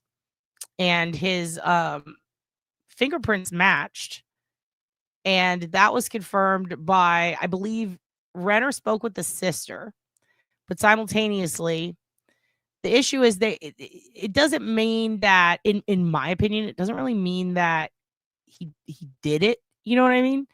I just find it very interesting that now that VICAP has made that match, like now that, or not VICAP, sorry, APHIS, they put it in APHIS, VICAP's happening, records are being shared. It's all kind of in a rapid timeline from the moment he got busted. But the fact that we have confirmation that he dated Maura is what makes it interesting. And I do think that he should be looked into more, especially because the amount of places that he's been in his job, his history, the violence, the changing of the name, it's a lot. Yeah, Baldwin. Oh, yeah, I was kidding. I thought it was just because it looked like Vinnie Politan. He's the guy who wrote the book on Maura Murray. He's a journalist. He's spoken to literally almost everybody in the case. Now, here's the problem, though. There are people who don't trust Renner, don't like Renner, because there's people who they take camps, you know what I mean? And some people think that he was creepy, and some people used to work with him and had issues with him. I've never had a problem with him. I think he's a very thorough journalist. I've never seen him really dabble in a lot of conspiracy theories. I don't know what the deal is, really, why people are like kind of, some hate him, but overall, I mean, really does not engage in bullshittery or, You know, he's not like petty. I've never seen him like fucking attack anybody. He's just a dude who reports shit. He doesn't like he's very careful too with his words, and he doesn't have a high rate of being super wrong, but if he is wrong about something, he seems to be very like, okay, like just open to it, you know? I trust things, like, let me put it this way, it's a backwards gray. Like if I see someone report it like gray, I'm like, let me hold off and see if this shit's true. But if it's someone like Renner, it's like, okay, like I believe it now. What I find fascinating is I have people that I've been talking to, and we have a little group with this case that's been around since late 2004, early 2005. One of them used to be law enforcement that worked the area. This person, friend of mine, known them damn near, fuck, it's been 20 years now. They trust Runner. They also trust the dad, you know, and they have literal inside sources that have put out stuff in our group that then boom, Renner's announcing it, and then boom, it's true. It gets confirmed. And it's to the point where it's like, okay, if he talks about it, then I'll talk about it. I feel safe with knowing that other people can confirm this info. Now with the Steffen thing, we never knew his last name. And now that we're learning, it's like, oh shit. A lot of weird shit's lining up. For me, the biggest issue with, to me, the reason this is a really big deal, it was namely the fact that it is a latent fingerprint. That is a big deal. When you consider he changed his name shortly after and the timing of the leaving, that bothers me. And then when you consider old message board posts, even on WebSleuth, people mentioning this character whose name is almost the exact same, Steffen instead of Steffen. And then other people did say Steffen, but they spelled it wrong. There's just a lot here that's adding up weird. And it kind of, I don't know, there's something going on here. And I wonder, I know that Renner said that the sister has confirmed that this guy has been spoken to or they knew about him. So even that gives me like, okay, then we can talk about this, because if Sissy talks about it, then okay. She knows best. I doubt she would confirm that if it wasn't true, that he has something to do with this case. Like, not like has something to do with her being missing, but that he had his fingerprint and or he is involved. He was questioned about being around her in her circle at one point or another, and how his fingerprint got there. Now, I'm curious to know, now that these charges have been brought upon him, do they plan on continuing to go deeper into him? Because this is weird circumstance.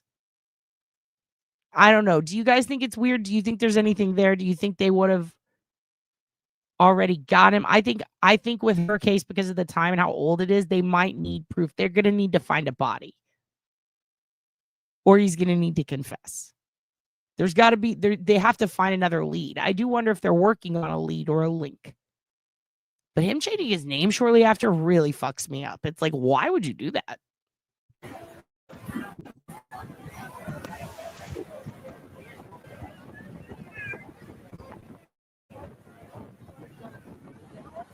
What do you think?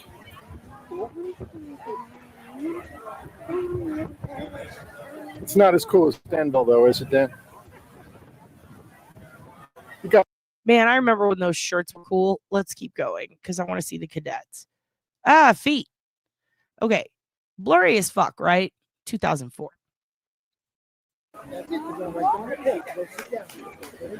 So, we might not always find a lot from things like that, but sometimes we do. Things like found footage. And I do wonder if somewhere out there is a video of this guy graduating West Point. But if there's not, there's other videos that are interesting from West Point. I know Maura was into running. If she was on the running team, there's a track meetup from 2003, 2004 stuff. Look, here's the Army West Point row crew from 2004. What was this guy into?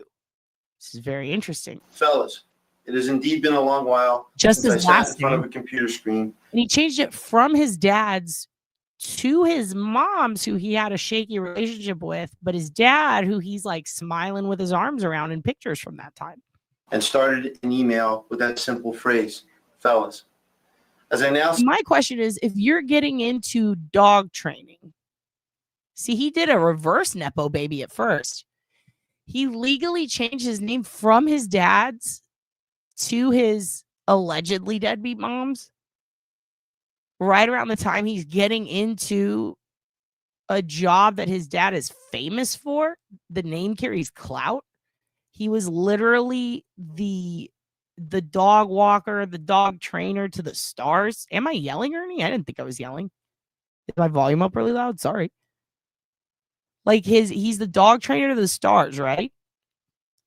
So he could easily just keep his dad's last name and be fucking famous for it. And have all the work in the world. But instead, he changes his name to the mom who he supposedly hates or has problems with. Right when he's getting into it makes no sense. But then later, when he moves back to Cali after killing dogs, he wants to go by Finkelstein. It's so confusing. It is so confusing. You talking to clicks and balls? Who's yelling? Well, it's fine if you guys want to yell. Clicks and balls. Oh, you're whispering. She's not. Clicks and balls is not yelling. How dare you? You're grounded. Name on a will? Question mark? Nope, nothing so far. That's another thing is his mom then changes her name in 2007 to a secret name. So now we don't know Barbara's real last name. But she went by Barbara Finkelstein and Barbara Baldwin. So now it's like, well, where's his mom? Is there a missing persons report? What the fuck?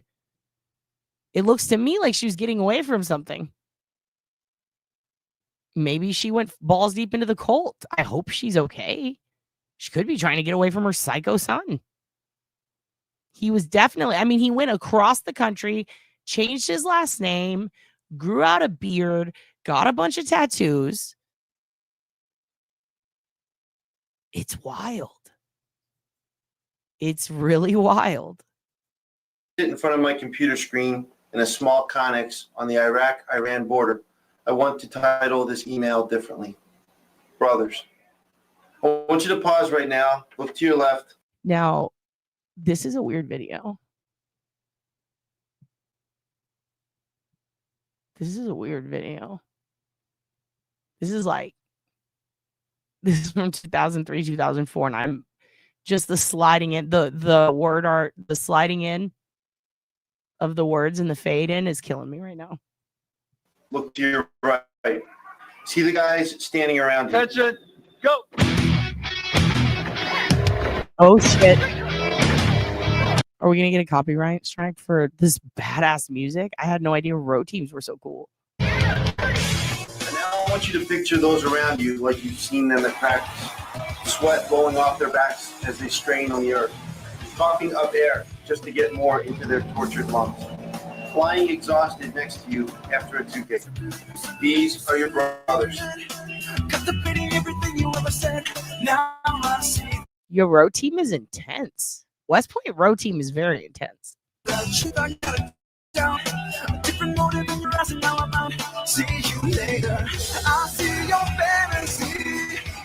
are the guys who have trained countless hours, poured gallons of sweat, given every ounce of. Yo, is the military just like rowing boats, doing push-ups, and listening to Trapped? Because if that's what it is, this explains so much. Energy and strength to pull with you as one boat. These are the guys who are the. Remind me to ask Legendary Larry if when he did Army, if they listened to Trapped when they rode. Best of Army.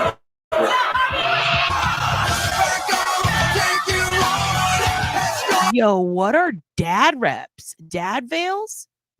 Hey, hold on. I might be into rowing.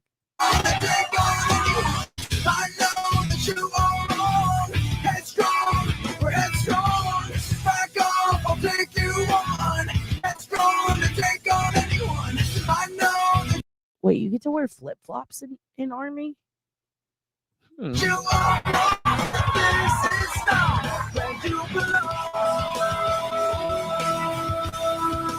Yo, why'd they put that one on there? They look like they were slow. They look like they weren't even winning. They got 5th place and they included it on the slideshow?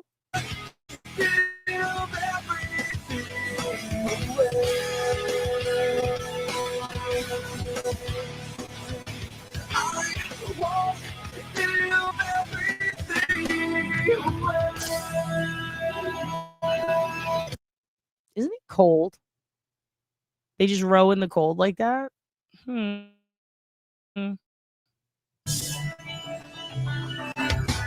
It's not just the pain that you feel and the energy that's drained at the 1500. No, it's much greater than that. This fight is not about you. It's about spirit. It's about courage. It's about uniting the movements of an entire boat of men. The pull, feather, I don't know if we're going to see Steffen in these. These people look too badass. Yeah, this is some white sport going on here. I catch and pull to make that boat swim. I'm trying to listen, John. I can't hear the guy. They put the deaf to, or whoever this is trapped, they put it up too loud. And Melissa fucked half this team. I'm sorry. I apologize. That was inappropriate. Hi, Hugin. Guys, Hugin needs to have little dumpies. Let's check out 2004 West Point track meet. Maybe they'll have some different music. We'll see. See how fast these kids are. Oh, I'm going to go hard into some West Point found footage this week. 35-11.5. 35-11.5. Good job. Here we go. How far are you going to jump? That was not that good. Come on, kid. This is fucking West Point. What was that? What was that jump, sir? Get back there. Try again. We got the Bloods over here. The Bloods versus West Point. Let's see what happens.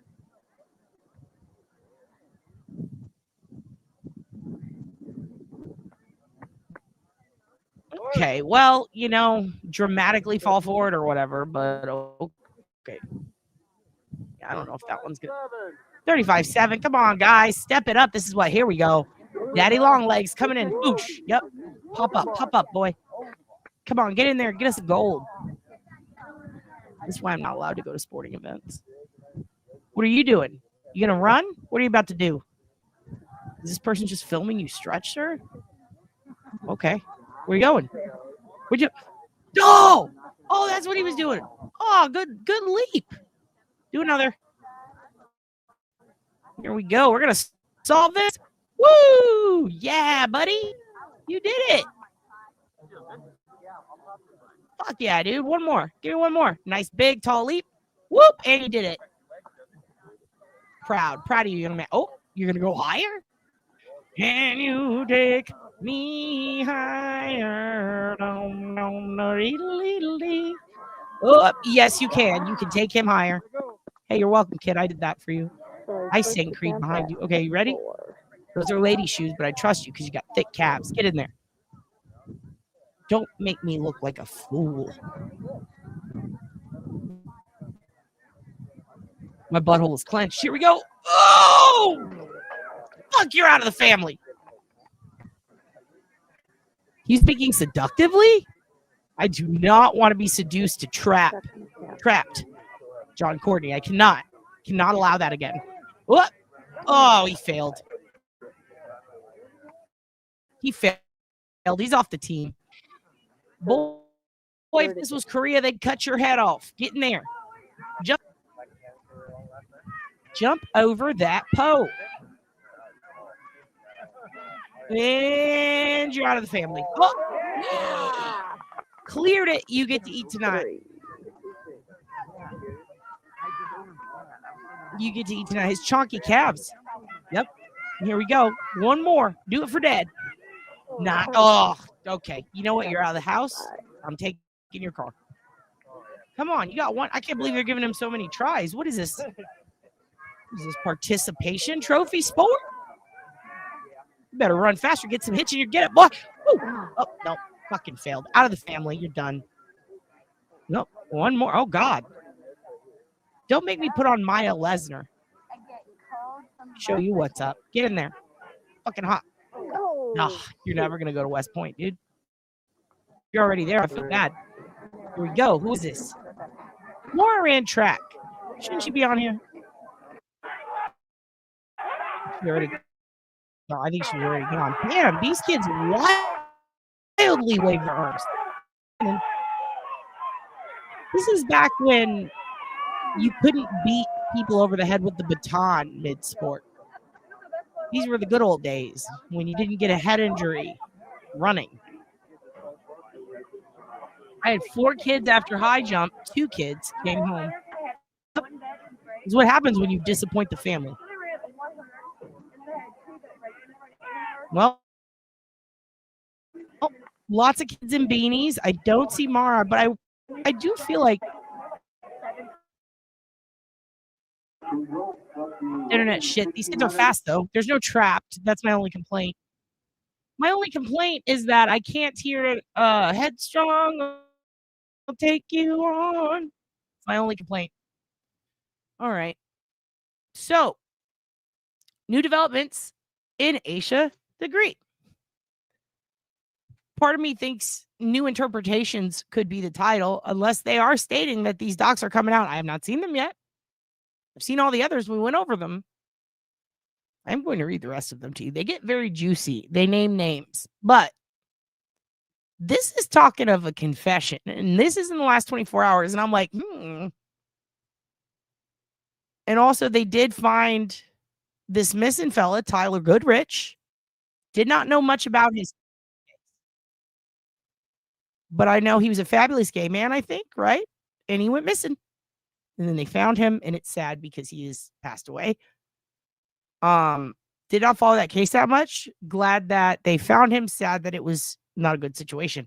Yes, they are interpreting something in these docs as a confession. News Nation, and I can't tell if they are filling my ass with hot air, and there are potential new documents coming, or if they are interpreting the old ones. They're not very clear on that. But if what they're saying is true, if they're going by the text messages that we kind of went over, like we talked about the substance of them, then the interpretation could be a little off. But if they're talking about an alleged confession coming out in potential new documents, I'm very much here for it. Something's up with that. That family is fucking wild. The family that they brought warrants against. The daughters, the dad, the mom. I mean, I don't know whether to feel bad for them or not, because they keep saying things that are real fucking wild, out of pocket, weird, and like, wait, what? Either way, they have made it very clear that they know something, or their dad could be trying to pin it on them. So the overall thing is, it could be the girls, it could be the dad, it could be the housemate who is the third party. Someone knows something. Text communications have been going on about it. It is in court documents. There is a history of fucking weird behavior. The dad, by not just a few accounts, all accounts about the dad that are available from people who personally know him are he is a fucking huge racist and super weird. This is wild. I'm going to show you this recent report. Then we're going to go. And then we're going to go back and read some documents next time I see you about Asha. And it's basically going to be the same episode next time, but I'm going to show you more stuff as far as like pictures of things so you can get a good look at it. But right now, let's go ahead and wrap it up with the update on the Asha degree case. And what's going on with that. And I cannot encourage you enough. Go into Reddit, into the Asha degree forum, and holy shit. Just take a look at it. People are starting, like, it's one thing to get a tip or get a lead or have people like, does anyone know about this person or this situation? It's another to have every fucking person know. I mean, people are coming out on there like proving to the mods who they are and then spilling their guts about all kinds of shit. And it is fascinating. We might have to do a members only because I would feel bad making a full public one on that where we maybe dig into a little bit because holy shit, dude. And if there wasn't receipts, I would be like, okay, enough. This is improper, but damn, some people just be doing the most. That's all I'm going to say. So here we go. Let's go ahead and check out this recent update in the last 24 hours that I can't tell if it's actually an update or if it's these people jumping to conclusions on their jumping to conclusions mat. But if it is an update and there's more docs coming out, ooh, I want to see the gabagool. Let me see it. Can I see it? All right, here we go. Witnesses spotted her walking alongside a highway. Her Sorry, book let me bag and bring it back. belongings were later found. Just bring it back a little bit here, ma'am. Right about there. In case wide open. Asha Degree disappeared from her home in Shelby, North Carolina in 2000. She was 9 years old. Witnesses spotted her walking alongside a highway. Her book bag and belongings were later found, along with some items that did not belong to her. There was no sign of Asha, though. We went to North Carolina and we talked to her mother. Give her back. Even if she's dead, we need to know. We deserve to know. Police collected DNA at the scene, but despite multiple investigations and time passing, there have not been any answers for Asha's family until now.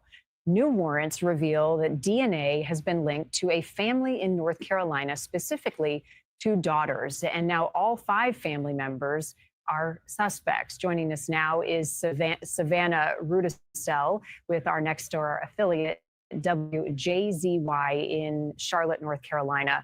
Thank you for being with us. Boy, this case has captivated the hearts of so many in your community and beyond. What do we know about what did happen to Asha? What does the evidence show us? Yeah, Marnie, it certainly has. There's been so many people who have followed this from the very beginning. The moment they heard Asha was missing, they just latched onto this case and haven't given it up for the past 25 years. Again, we know this was Valentine's Day back in 2000, and she was walking along a state highway, as you said, and some of the key pieces of evidence from that night, they say witnesses saw that she was pulled into or pushed into that car was the subject of investigations, of tips, of searches for the last couple of years. But then recently, in September of 2024, there were new search warrants that led both FBI and State Bureau investigators to a home and actually several properties right around the area of Shelby, North Carolina, where she disappeared. Inside the evidence that was left from Asha's belongings, they found a couple of pieces of evidence, and some of them they tied to a family, the Deadmans. Now, this is Roy and Connie Deadman, who live in Shelby, and they own a series of other properties around the area. The other piece of evidence that was linked to DNA back to one of their residents. So what investigators have said in court documents is they describe them as, quote, the common link between the evidence that was found in a relation to them, as well as someone who was a resident of them. That's all 2024. They were able to tow a car away who they linked to the Deadmans that looked very similar to a 1970s Thunderbird. And now they are looking at the phone records from not only the Deadmans, but as well as their 3 adult daughters. And in some of the evidence that they're looking through, sifting through, that was revealed in these warrants are these text messages. What did they reveal about the case, Savannah? Well, some of the text messages that they pulled were from very recently. This was after these search warrants went into effect, and this was sisters texting each other, and as well as some of their parents. They were talking a lot about what they knew, and there was quite a few messages that were relatively damning. They were some things that say what they believe the investigators now think. One of them said, quote, theory is I did it. Accident, covered it up, is what one said to the other. There were also some text messages referring to the welfare of their parents, right? Talking about the parents who are still very much in this community, Roy and Connie Deadman, saying either this is going to be bad for dad or I feel for mom. There are things like this. They also discussed talking to the family attorney as well. And then advice going back and forth about how to approach investigators, when to talk, and when to wait for representation. So is there any indication charges may come down based on some of these warrants? What are you hearing from authorities on the case?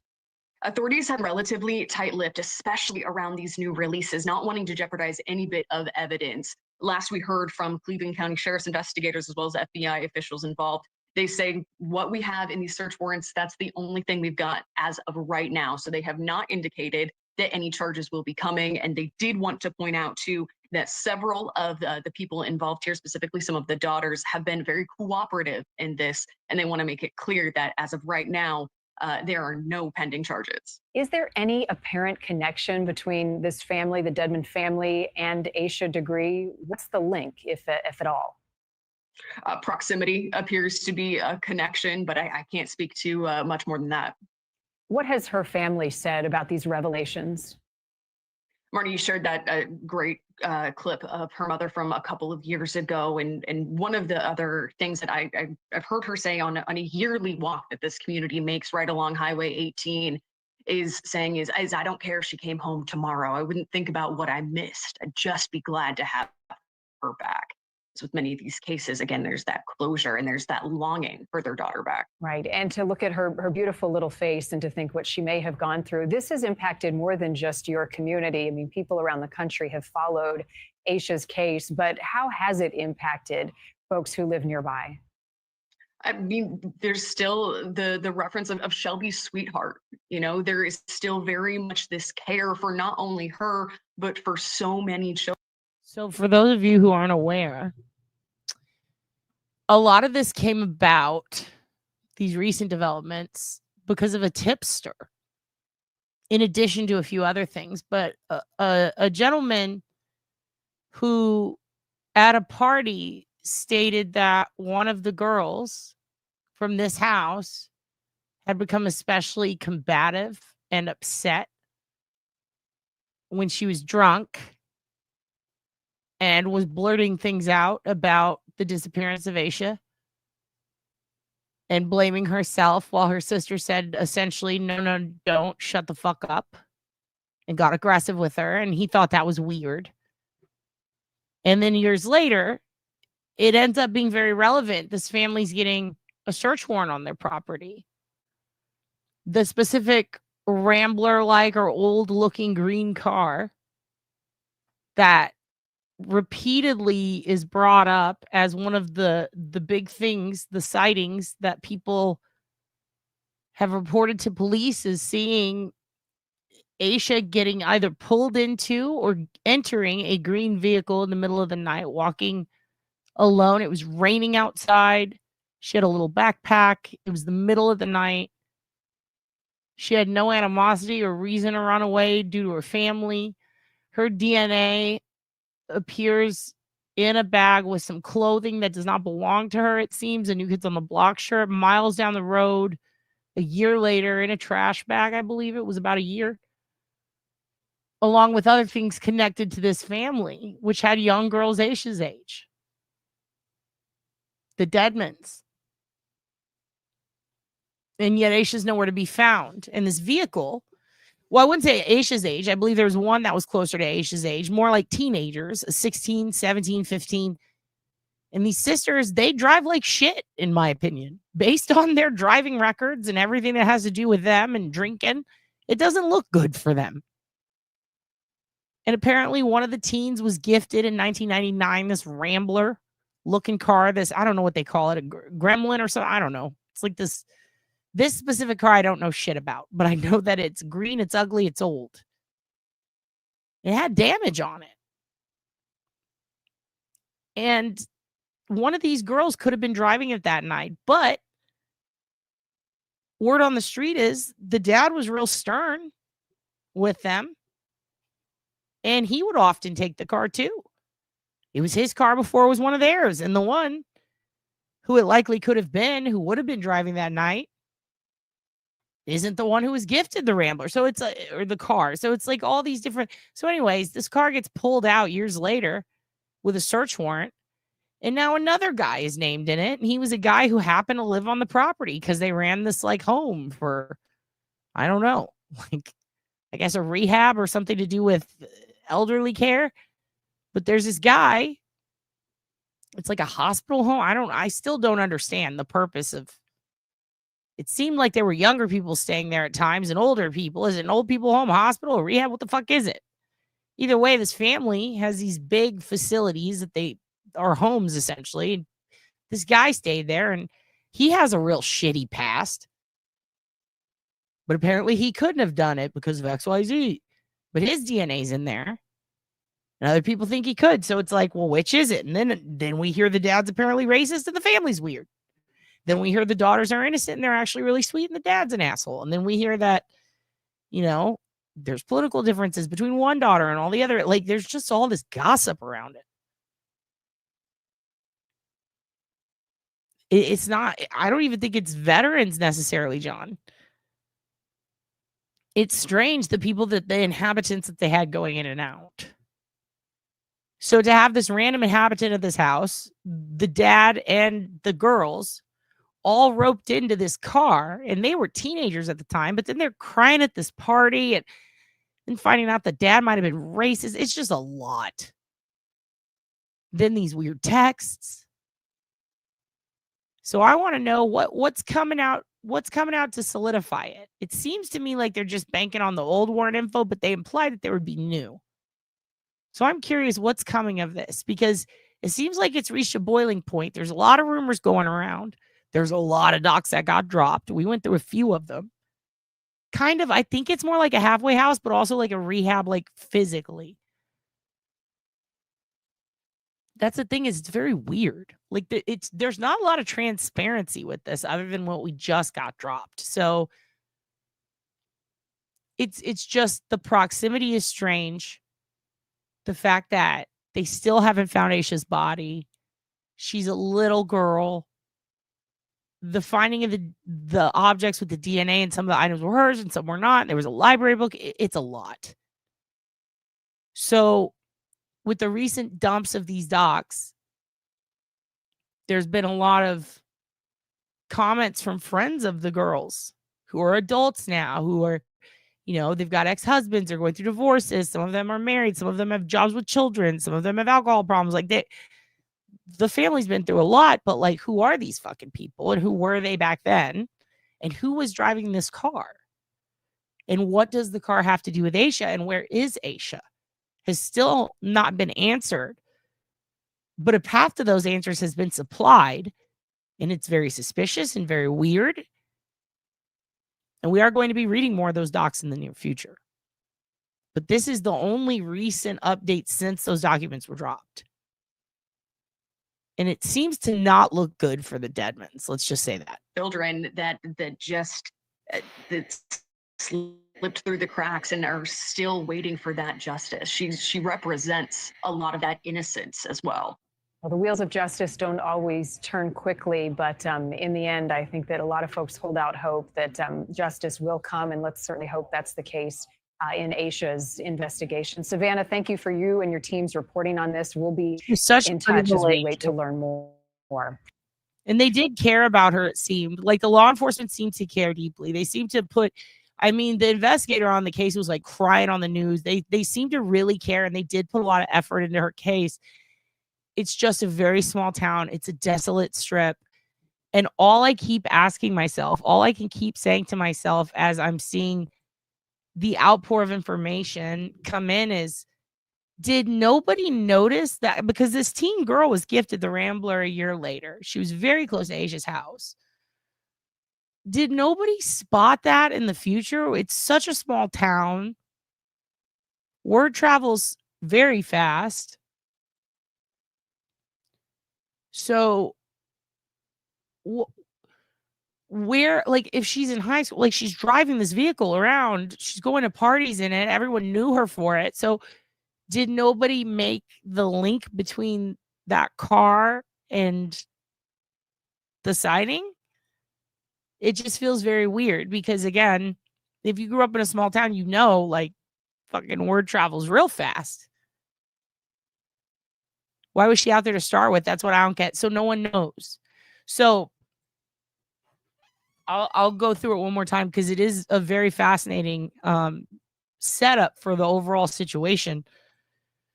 Fascinating because it's really sad. And I think it's sad because of the I don't knows, like we don't know. So she was really into basketball. Her dad, huge sports fan. Like every time you see him, he's got like sports gear on. I believe he's very Cowboys heavy. Like as in he loves wearing his, I think it's Cowboys gear that he's always wearing, but he's a big sports fan. Loves his daughters, loves his son, loves basketball, loves football. Her team lost, yeah. But she had made one of the throws in the game and it didn't go well. She didn't like her performance. And the reason I bring that up isn't because it actually has anything to do with it. It's to let you know, like, that was the only thing really that anybody could think of that would upset her. But here's the other thing. When she got home, her brother and her family, they cheered her up and they said, let's watch a movie. And she seemed to be in a fine mood. No one was mad at her. Her dad didn't flip out on her. Her mom didn't. They just had a normal night. They're watching a movie and there's a thunderstorm. It's pretty bad. The lights go out. The power goes out. And it was right around bedtime. I think her mom said like 8 or 9 o'clock. So the power goes out and they're like, well, it's around bedtime anyway. Let's go ahead and let's all just go to bed. You know, there's nothing we could do about it. And yeah, she was level-headed usually, Tiff. Yeah. And she just had a bad game, you know? Other than that, nothing really. She goes to bed when the lights go out with her little brother. They are both, I believe they shared a room or one was in a bunk and the other, either way, they're within eye line of each other. I think they shared a room though, but they go to bed at the same time. At one point, I think it was around 1:30 in the morning or 1 in the morning. She got up to go to the bathroom, I believe. And I think it was the brother or the mom who saw the light come on. Other than that, that's all they remember. Nobody remembers anything. So then Asha's then spotted, I believe it's between 2:30. Sorry, I'm winging this. I don't have my notes in front of me, but it's sometime between 2:30, 3:30 a.m. She's walking along the road. It's raining. I believe it was pretty cool, right? It was cold. It was raining. It was like February. It was around Valentine's Day, right? She's got a book bag. And she's just walking down the road. A car drove by, pulled over, and stopped. And they spoke to police and they let them know, like, we saw a kid. We're like, why are you fucking walking on this desolate road at night? And when they pulled over to help, and when they did, she like threw her shit on the ground and took off into the woods. They were like, fuck. And they waited around. She didn't want it. They were like, ah, shit. So they take off. Then other people had noticed her and they saw a green car pull up and they saw her either get into the car or get tossed in. Depends on who said it. But a few people had spotted that, seen that. Others said that they saw cars pull over and she ran into the woods. So there's sightings of her walking, not getting in cars, and then there's one sighting of her getting into a car. Other than that, nothing else. Then all of a sudden, this bag appears about a year later in the woods, over 20 miles, I think, down the road. And it's got evidence of her in it, of her stuff, but also stuff that isn't hers with her DNA and with other random DNA in it that later gets, was it IgG? It comes back to this family. And this family has kids, but some of them are teens. And then there's one younger one. But also, why is her DNA on this other kid's nightshirt? It's strange. And now all this shit's getting seized from a property not that far down the road that belongs to a family that has some interesting dynamics. It's very Dallas in a way. And JR seemingly is a big racist, apparently, according to the internet, in their opinion. I don't know the guy. And the only reason I'm bringing that up is because so many people have crazy stories about it. Locals. So, yeah. It was weird. And now we're finding out more. And it's been so long. And I just feel bad because the family's gotten blamed. What about the little brother? Like, everybody's blamed everybody for everything, but this family is weeping on the news. The brother is weeping on the news. People are sad. They miss Asha, and there's no sign of her ever being abused or mistreated. Loving family. They're still looking for her all the time. And the cops really cared. They cared. They made effort in this one. So it's just wild that this is all coming out now. Was it a drunk driving accident from some teenagers covered up by their dad? Was it a drunk driving accident or not drunk? Was it a guy who accidentally hit someone? Did he aim for her? Did she get abducted? Did something worse happen? Oh my God. We don't know. But we know that a vehicle that matches the one in the sightings has been seized. And it seems to have been in the possession of both teenage girls, the dad, where a guy whose DNA was also in the bag also lived on their property at that time. So,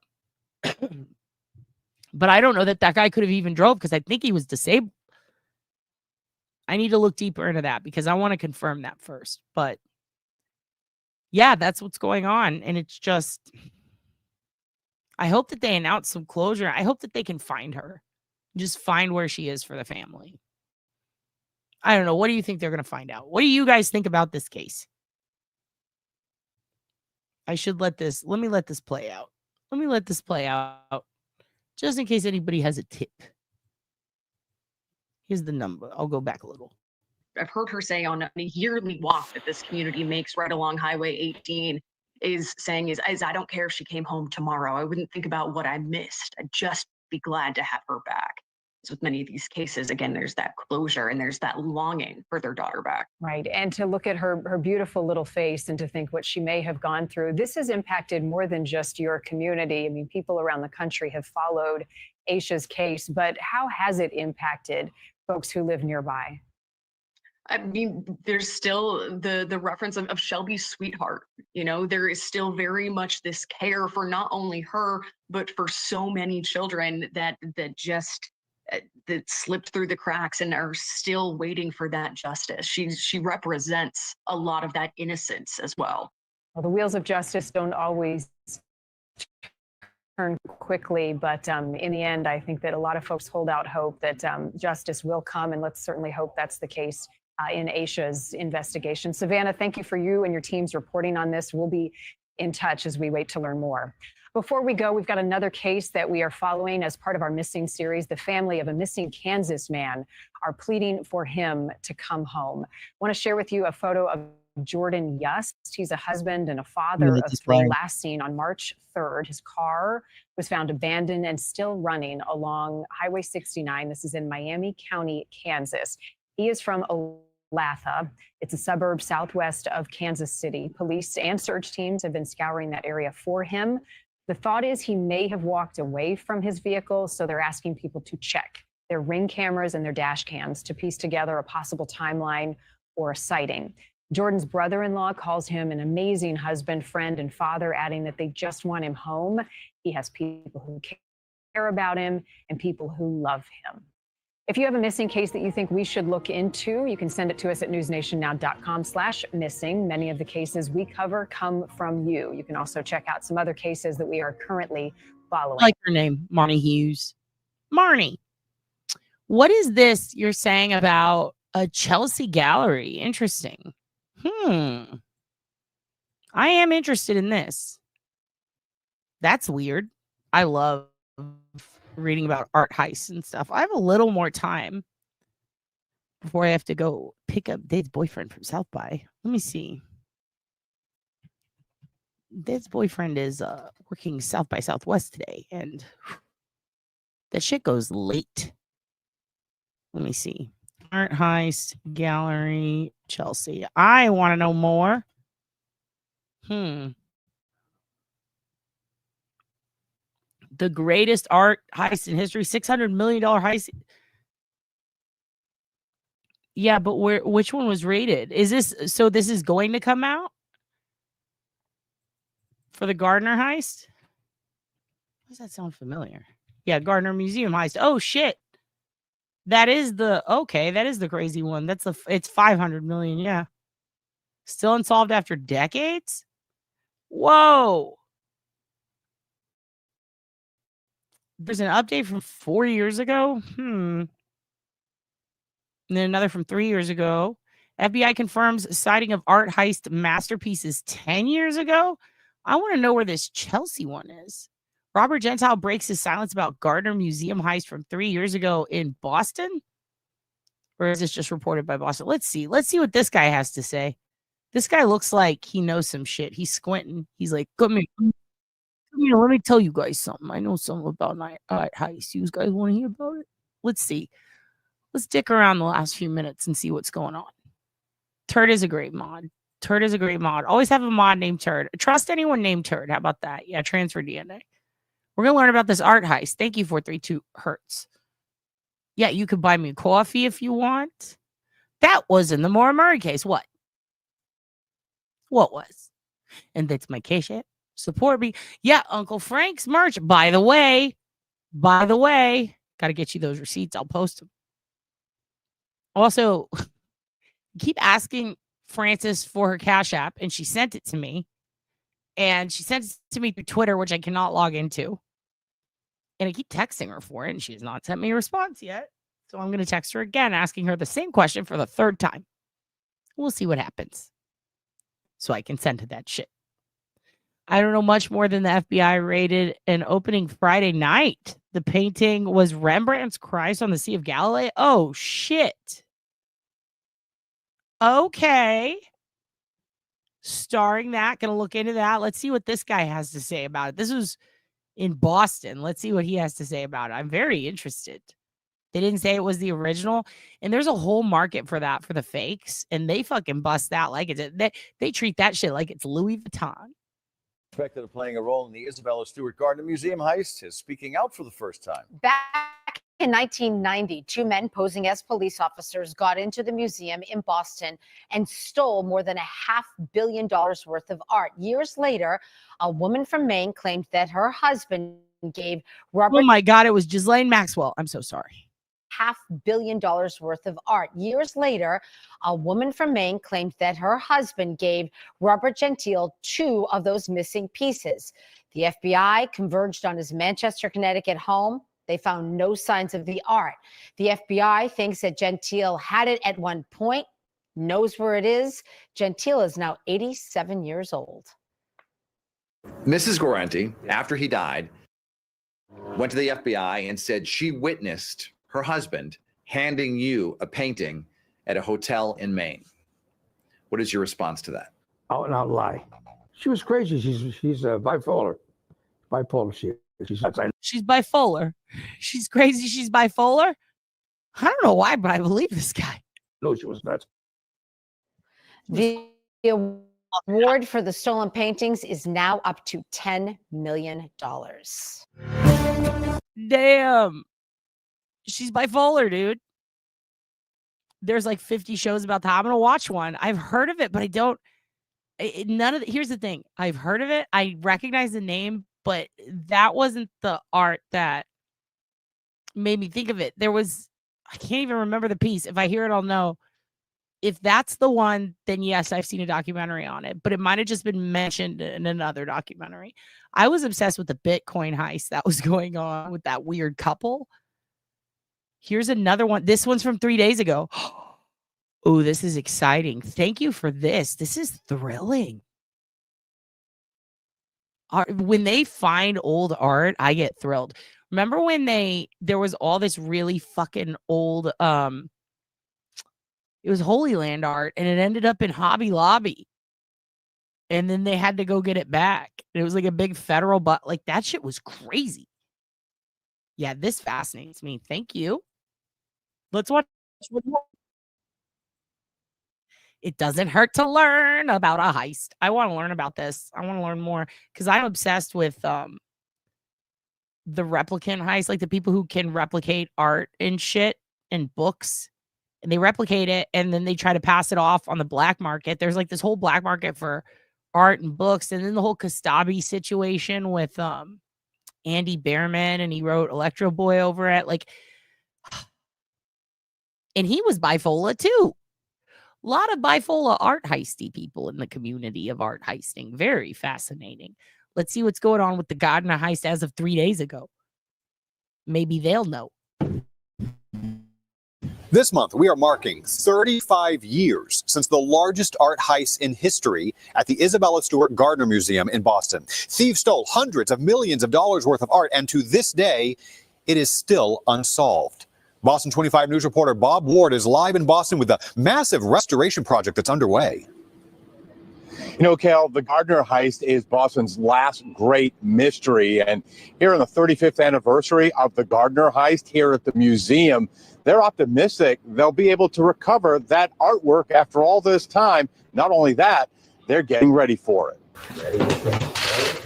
In the Dutch room of the Isabella Stewart Gardner Museum, the newly restored 19th century empty frame that once held Rembrandt's masterpiece, Storm on the Sea of Galilee, is returned to the place where thieves ripped it from the wall 35 years ago. The legendary Gardner heist remains unsolved, despite a groundbreaking $10 million reward. In 3.5 decades, none of the stolen art has been recovered.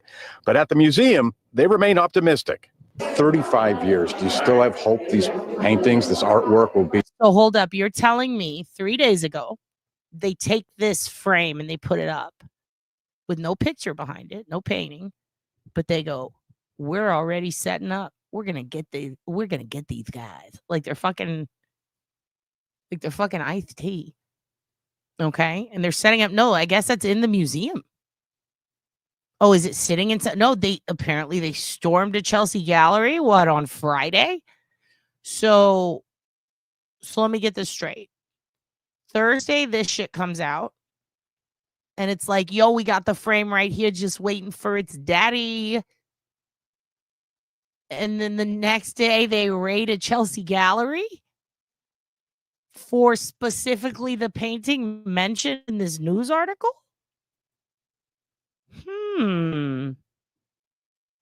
Very interesting timing. In 3.5 decades, none of the stolen art. Yeah, no, I know, but they said that they were just putting it up for the first time. Look, I'll go back. Listen to what he said. The frame for the originals, they got the frame. They just restored it. So they're putting the restored frame up, and then the next day they do a raid to get back the exact painting they're talking about. That's confidence. For it. In the Dutch room of the Isabella Stewart Gardner Museum, the newly restored 19th century empty frame that once pausing it. Who the fuck is this king? Who is this? Who is this fluffy hatted goose? Look at this. Who are you, sir? Who are you? Is this Kevin from The Office? Dressed as the chili he spilt? Wow. Underground art movement is so fascinating. Cannot recommend Electro Boy enough. If you want to see the craziest story about art reproduction thievery, it also has to do with crack, cocaine, bug chasing, all sorts of things. And the entire creation of bipolar and the DSM. So this is what a sight to be seen with this luxurious person on the far right. I'm loving the painting of Kevin from The Office with a fluffy hat. Rembrandt's masterpiece, Storm on the Sea of Galilee, is returned to the place where thieves ripped it from the wall 35 years ago. The legendary Gardner heist remains unsolved, despite a groundbreaking $10 million reward. In 3.5 decades, none of the stolen art has been recovered. But at the museum, they remain optimistic. 35 years. Do you still have hope these paintings, this artwork will be found and returned to the garden? Absolutely. We really do operate in this realm of hope that the paintings will be recovered. Right now, the museum is embarking on $1 million restoration of no the one Dutch wanted the room, best the one. gallery where much of the artwork was stolen. When our paintings do come home, they're coming home to the best possible setting, the ways in which Isabella intended them to be shown. Wall fabric is being replaced. The ornate wooden ceiling, the custom tile floor will be cleaned and restored along with those empty frames. There's even a plan for the artwork once it's recovered. We're always trying to err on the side of being prepared and ready for that return. Well, museum officials think the artwork could still be all together, hidden away somewhere. They don't think the artwork has been destroyed. Now, if you think you've seen any of the stolen... How hilarious would it be if it's in Brian Albert's upstairs bedroom? And that's what he was showing John. I'm sorry. Pieces, you're urged to contact the museum, contact the FBI. Remember, Kale, there's a $10 million reward on the table for information that leads to all this artwork being returned. These are the type of stories that you see recreated in Hollywood, Bob. Do investigators have any theory as to where this stolen artwork may be? And this is why I should never be a newscaster. This is why I could never be a news anchor, because the second he asked me that question, I wouldn't think like this guy said. I would immediately scream, "In your butt," and get fired. Well, the latest sighting that they have is about 20 years ago. They believe some underworld officials, underworld people connected to the underworld, offered up 2 of the stolen pieces. Hold on a second. People connected to the underworld? Say that again. Who do you think did it? Someone, please. Will someone reach out to Hudson? Can we get Hudson in here? Can I get Satan in here real quick? I have a question. Well, the latest sighting that they have is about 20 years ago. They believe some underworld officials, underworld people connected to the underworld, people connected to the underworld officials, underworld people. What do you mean by that, Bob? What do you mean by that? You talking about the only person I know who's an underworld official connected to underworld people? I'm afraid would be Satan. I'm afraid that would be Hudson. What are you putting on our boy? About 20 years ago, they believe some underworld officials, underworld people connected to the underworld, offered up 2 of the stolen pieces for sale down in the Philadelphia area. But since then, Whitey's basement, Hank Brennan, it's Brennan. Helmuth or Hellmouth? Hellmouth, I've already reached out to Hudson. I have no idea what he's doing right now.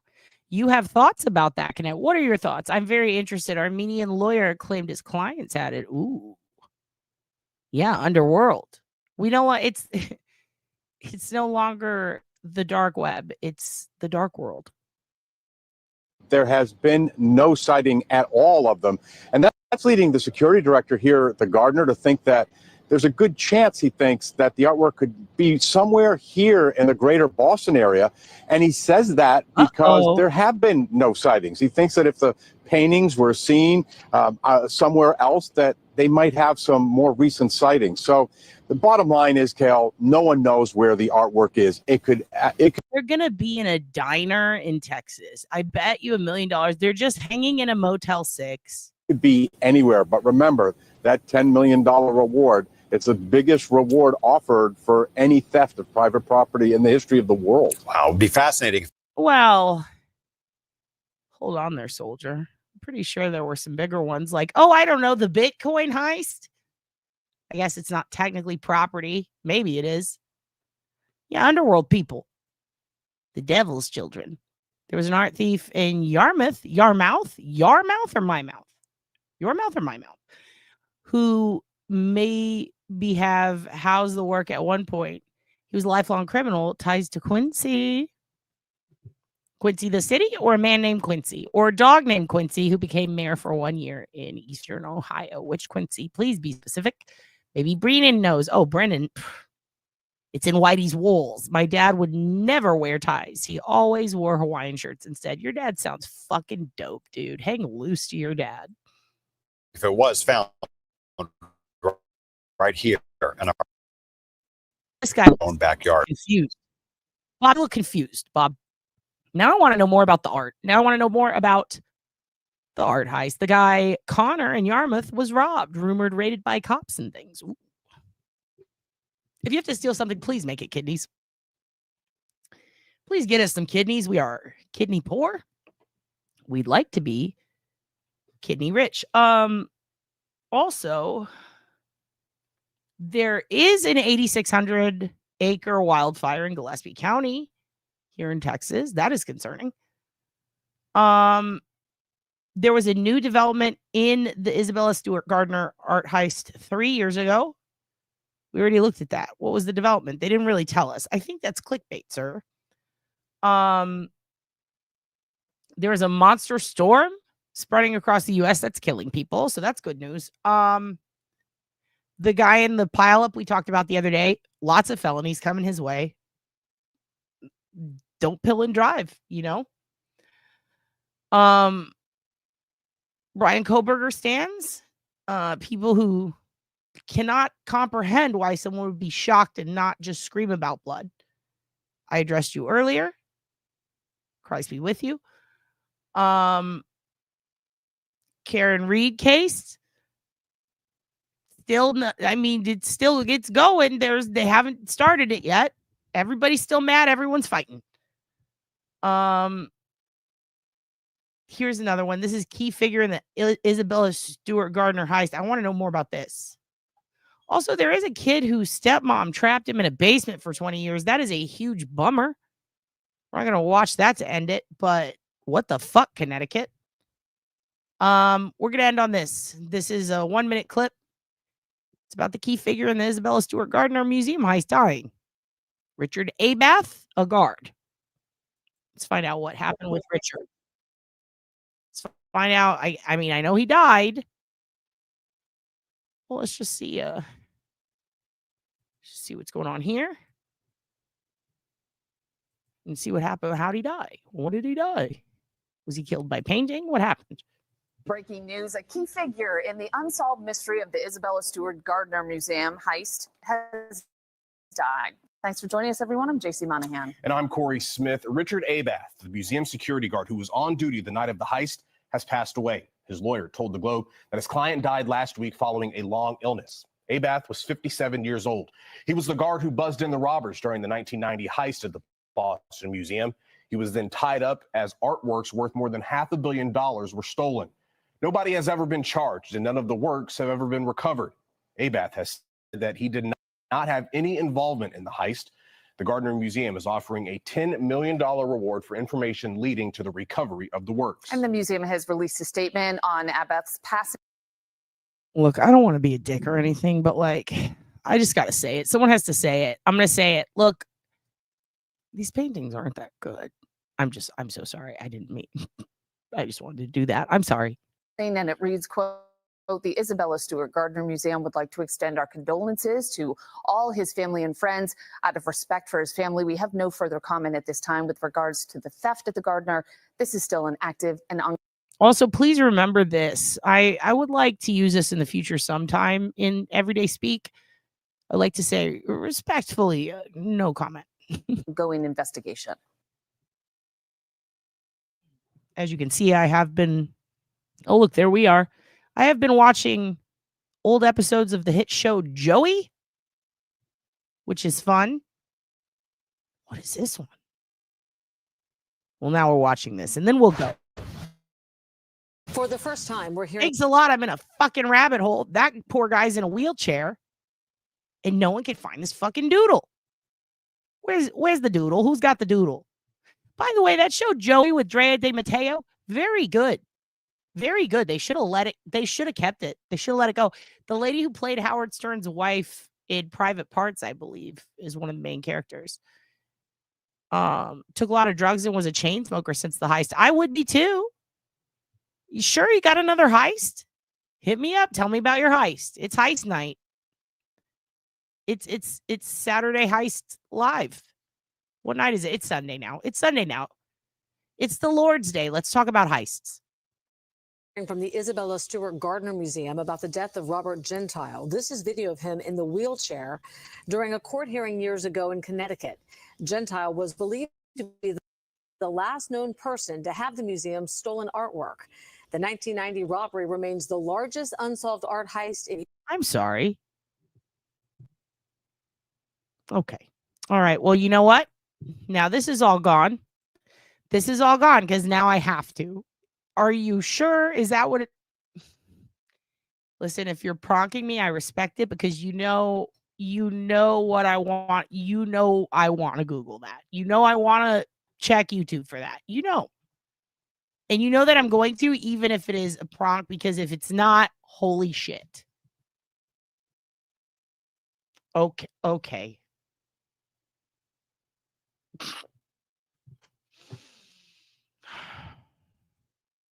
I mean, yeah.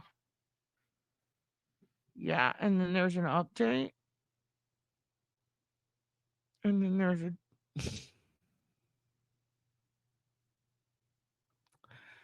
Okay. I can't believe we're going to watch. Okay. Fuck it. Fuck it. It's real. It's real. It's real.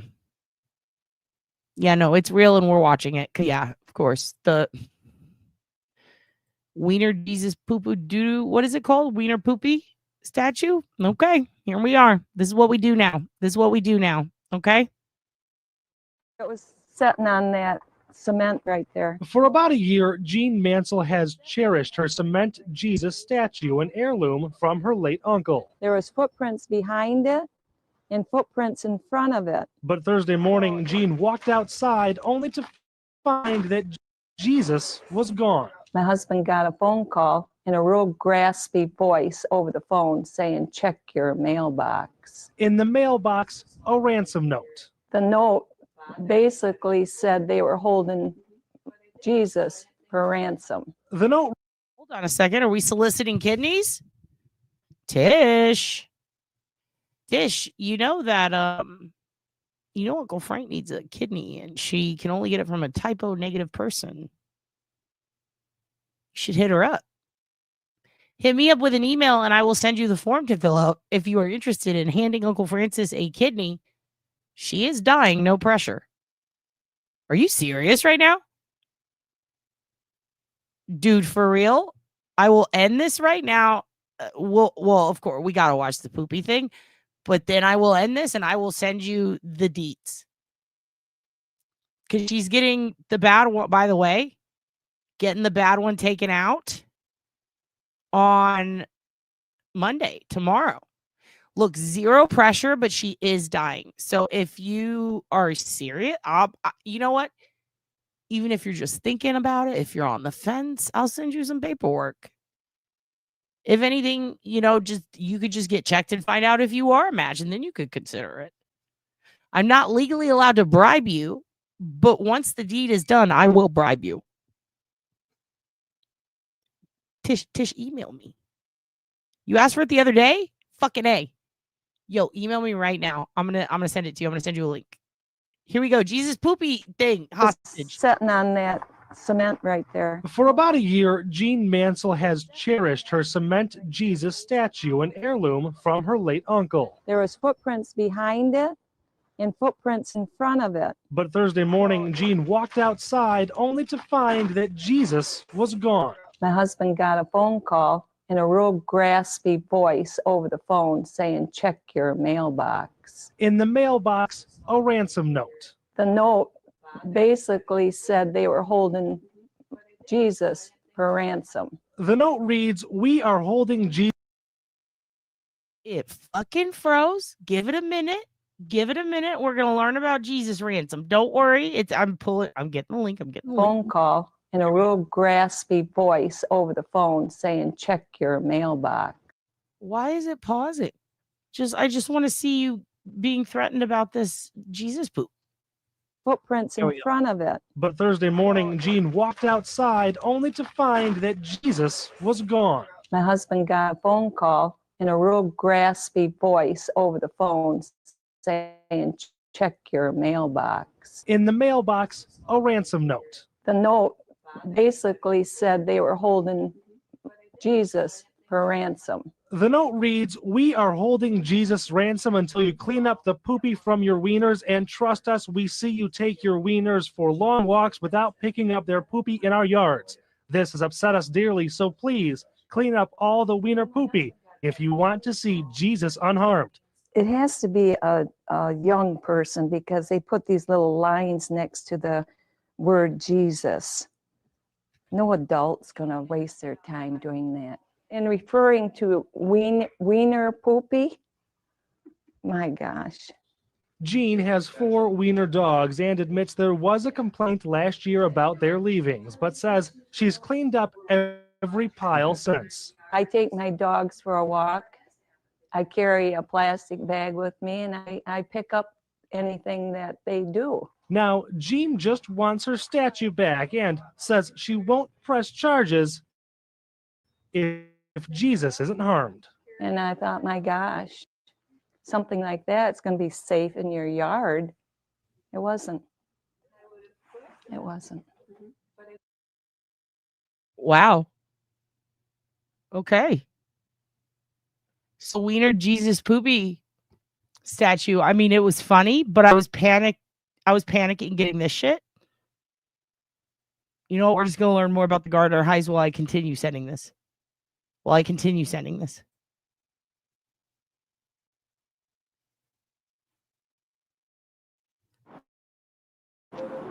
The boldest art heist ever. Handcuffing the guards and then taking their own sweet time throughout the museum. Precious works worth hundreds of millions gone. The most valuable thing ever stolen in the history of the world is the Vermeer. 3 decades later, empty frames still hang in Boston. A mystery that has so many mysteries within it. The questions unanswered. Was it an inside job?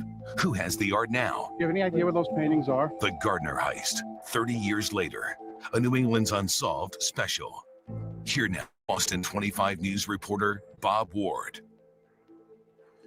Good evening. The Isabella Stewart Gardner Museum heist is widely considered the biggest art theft in history. The FBI values the stolen artwork today at $500 million. All of it taken, and 30 years later, still no sign of it. Recently, New England's Unsolved was granted rare and extensive access to the museum to tell the story of this enduring mystery. We're talking with the people closest to this case for insight on what happened, who stole the art, and where it might be right now. Let's begin with the crime itself.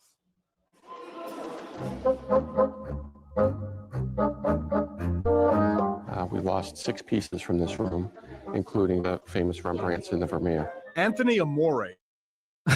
That's Amore. Hey, listen, Tiff, I found an old email from you.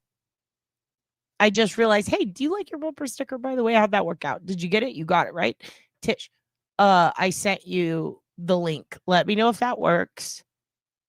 And also, I'm not legally, she can't blackmail you, but I can. I mean, not blackmail. What is it? Bribe.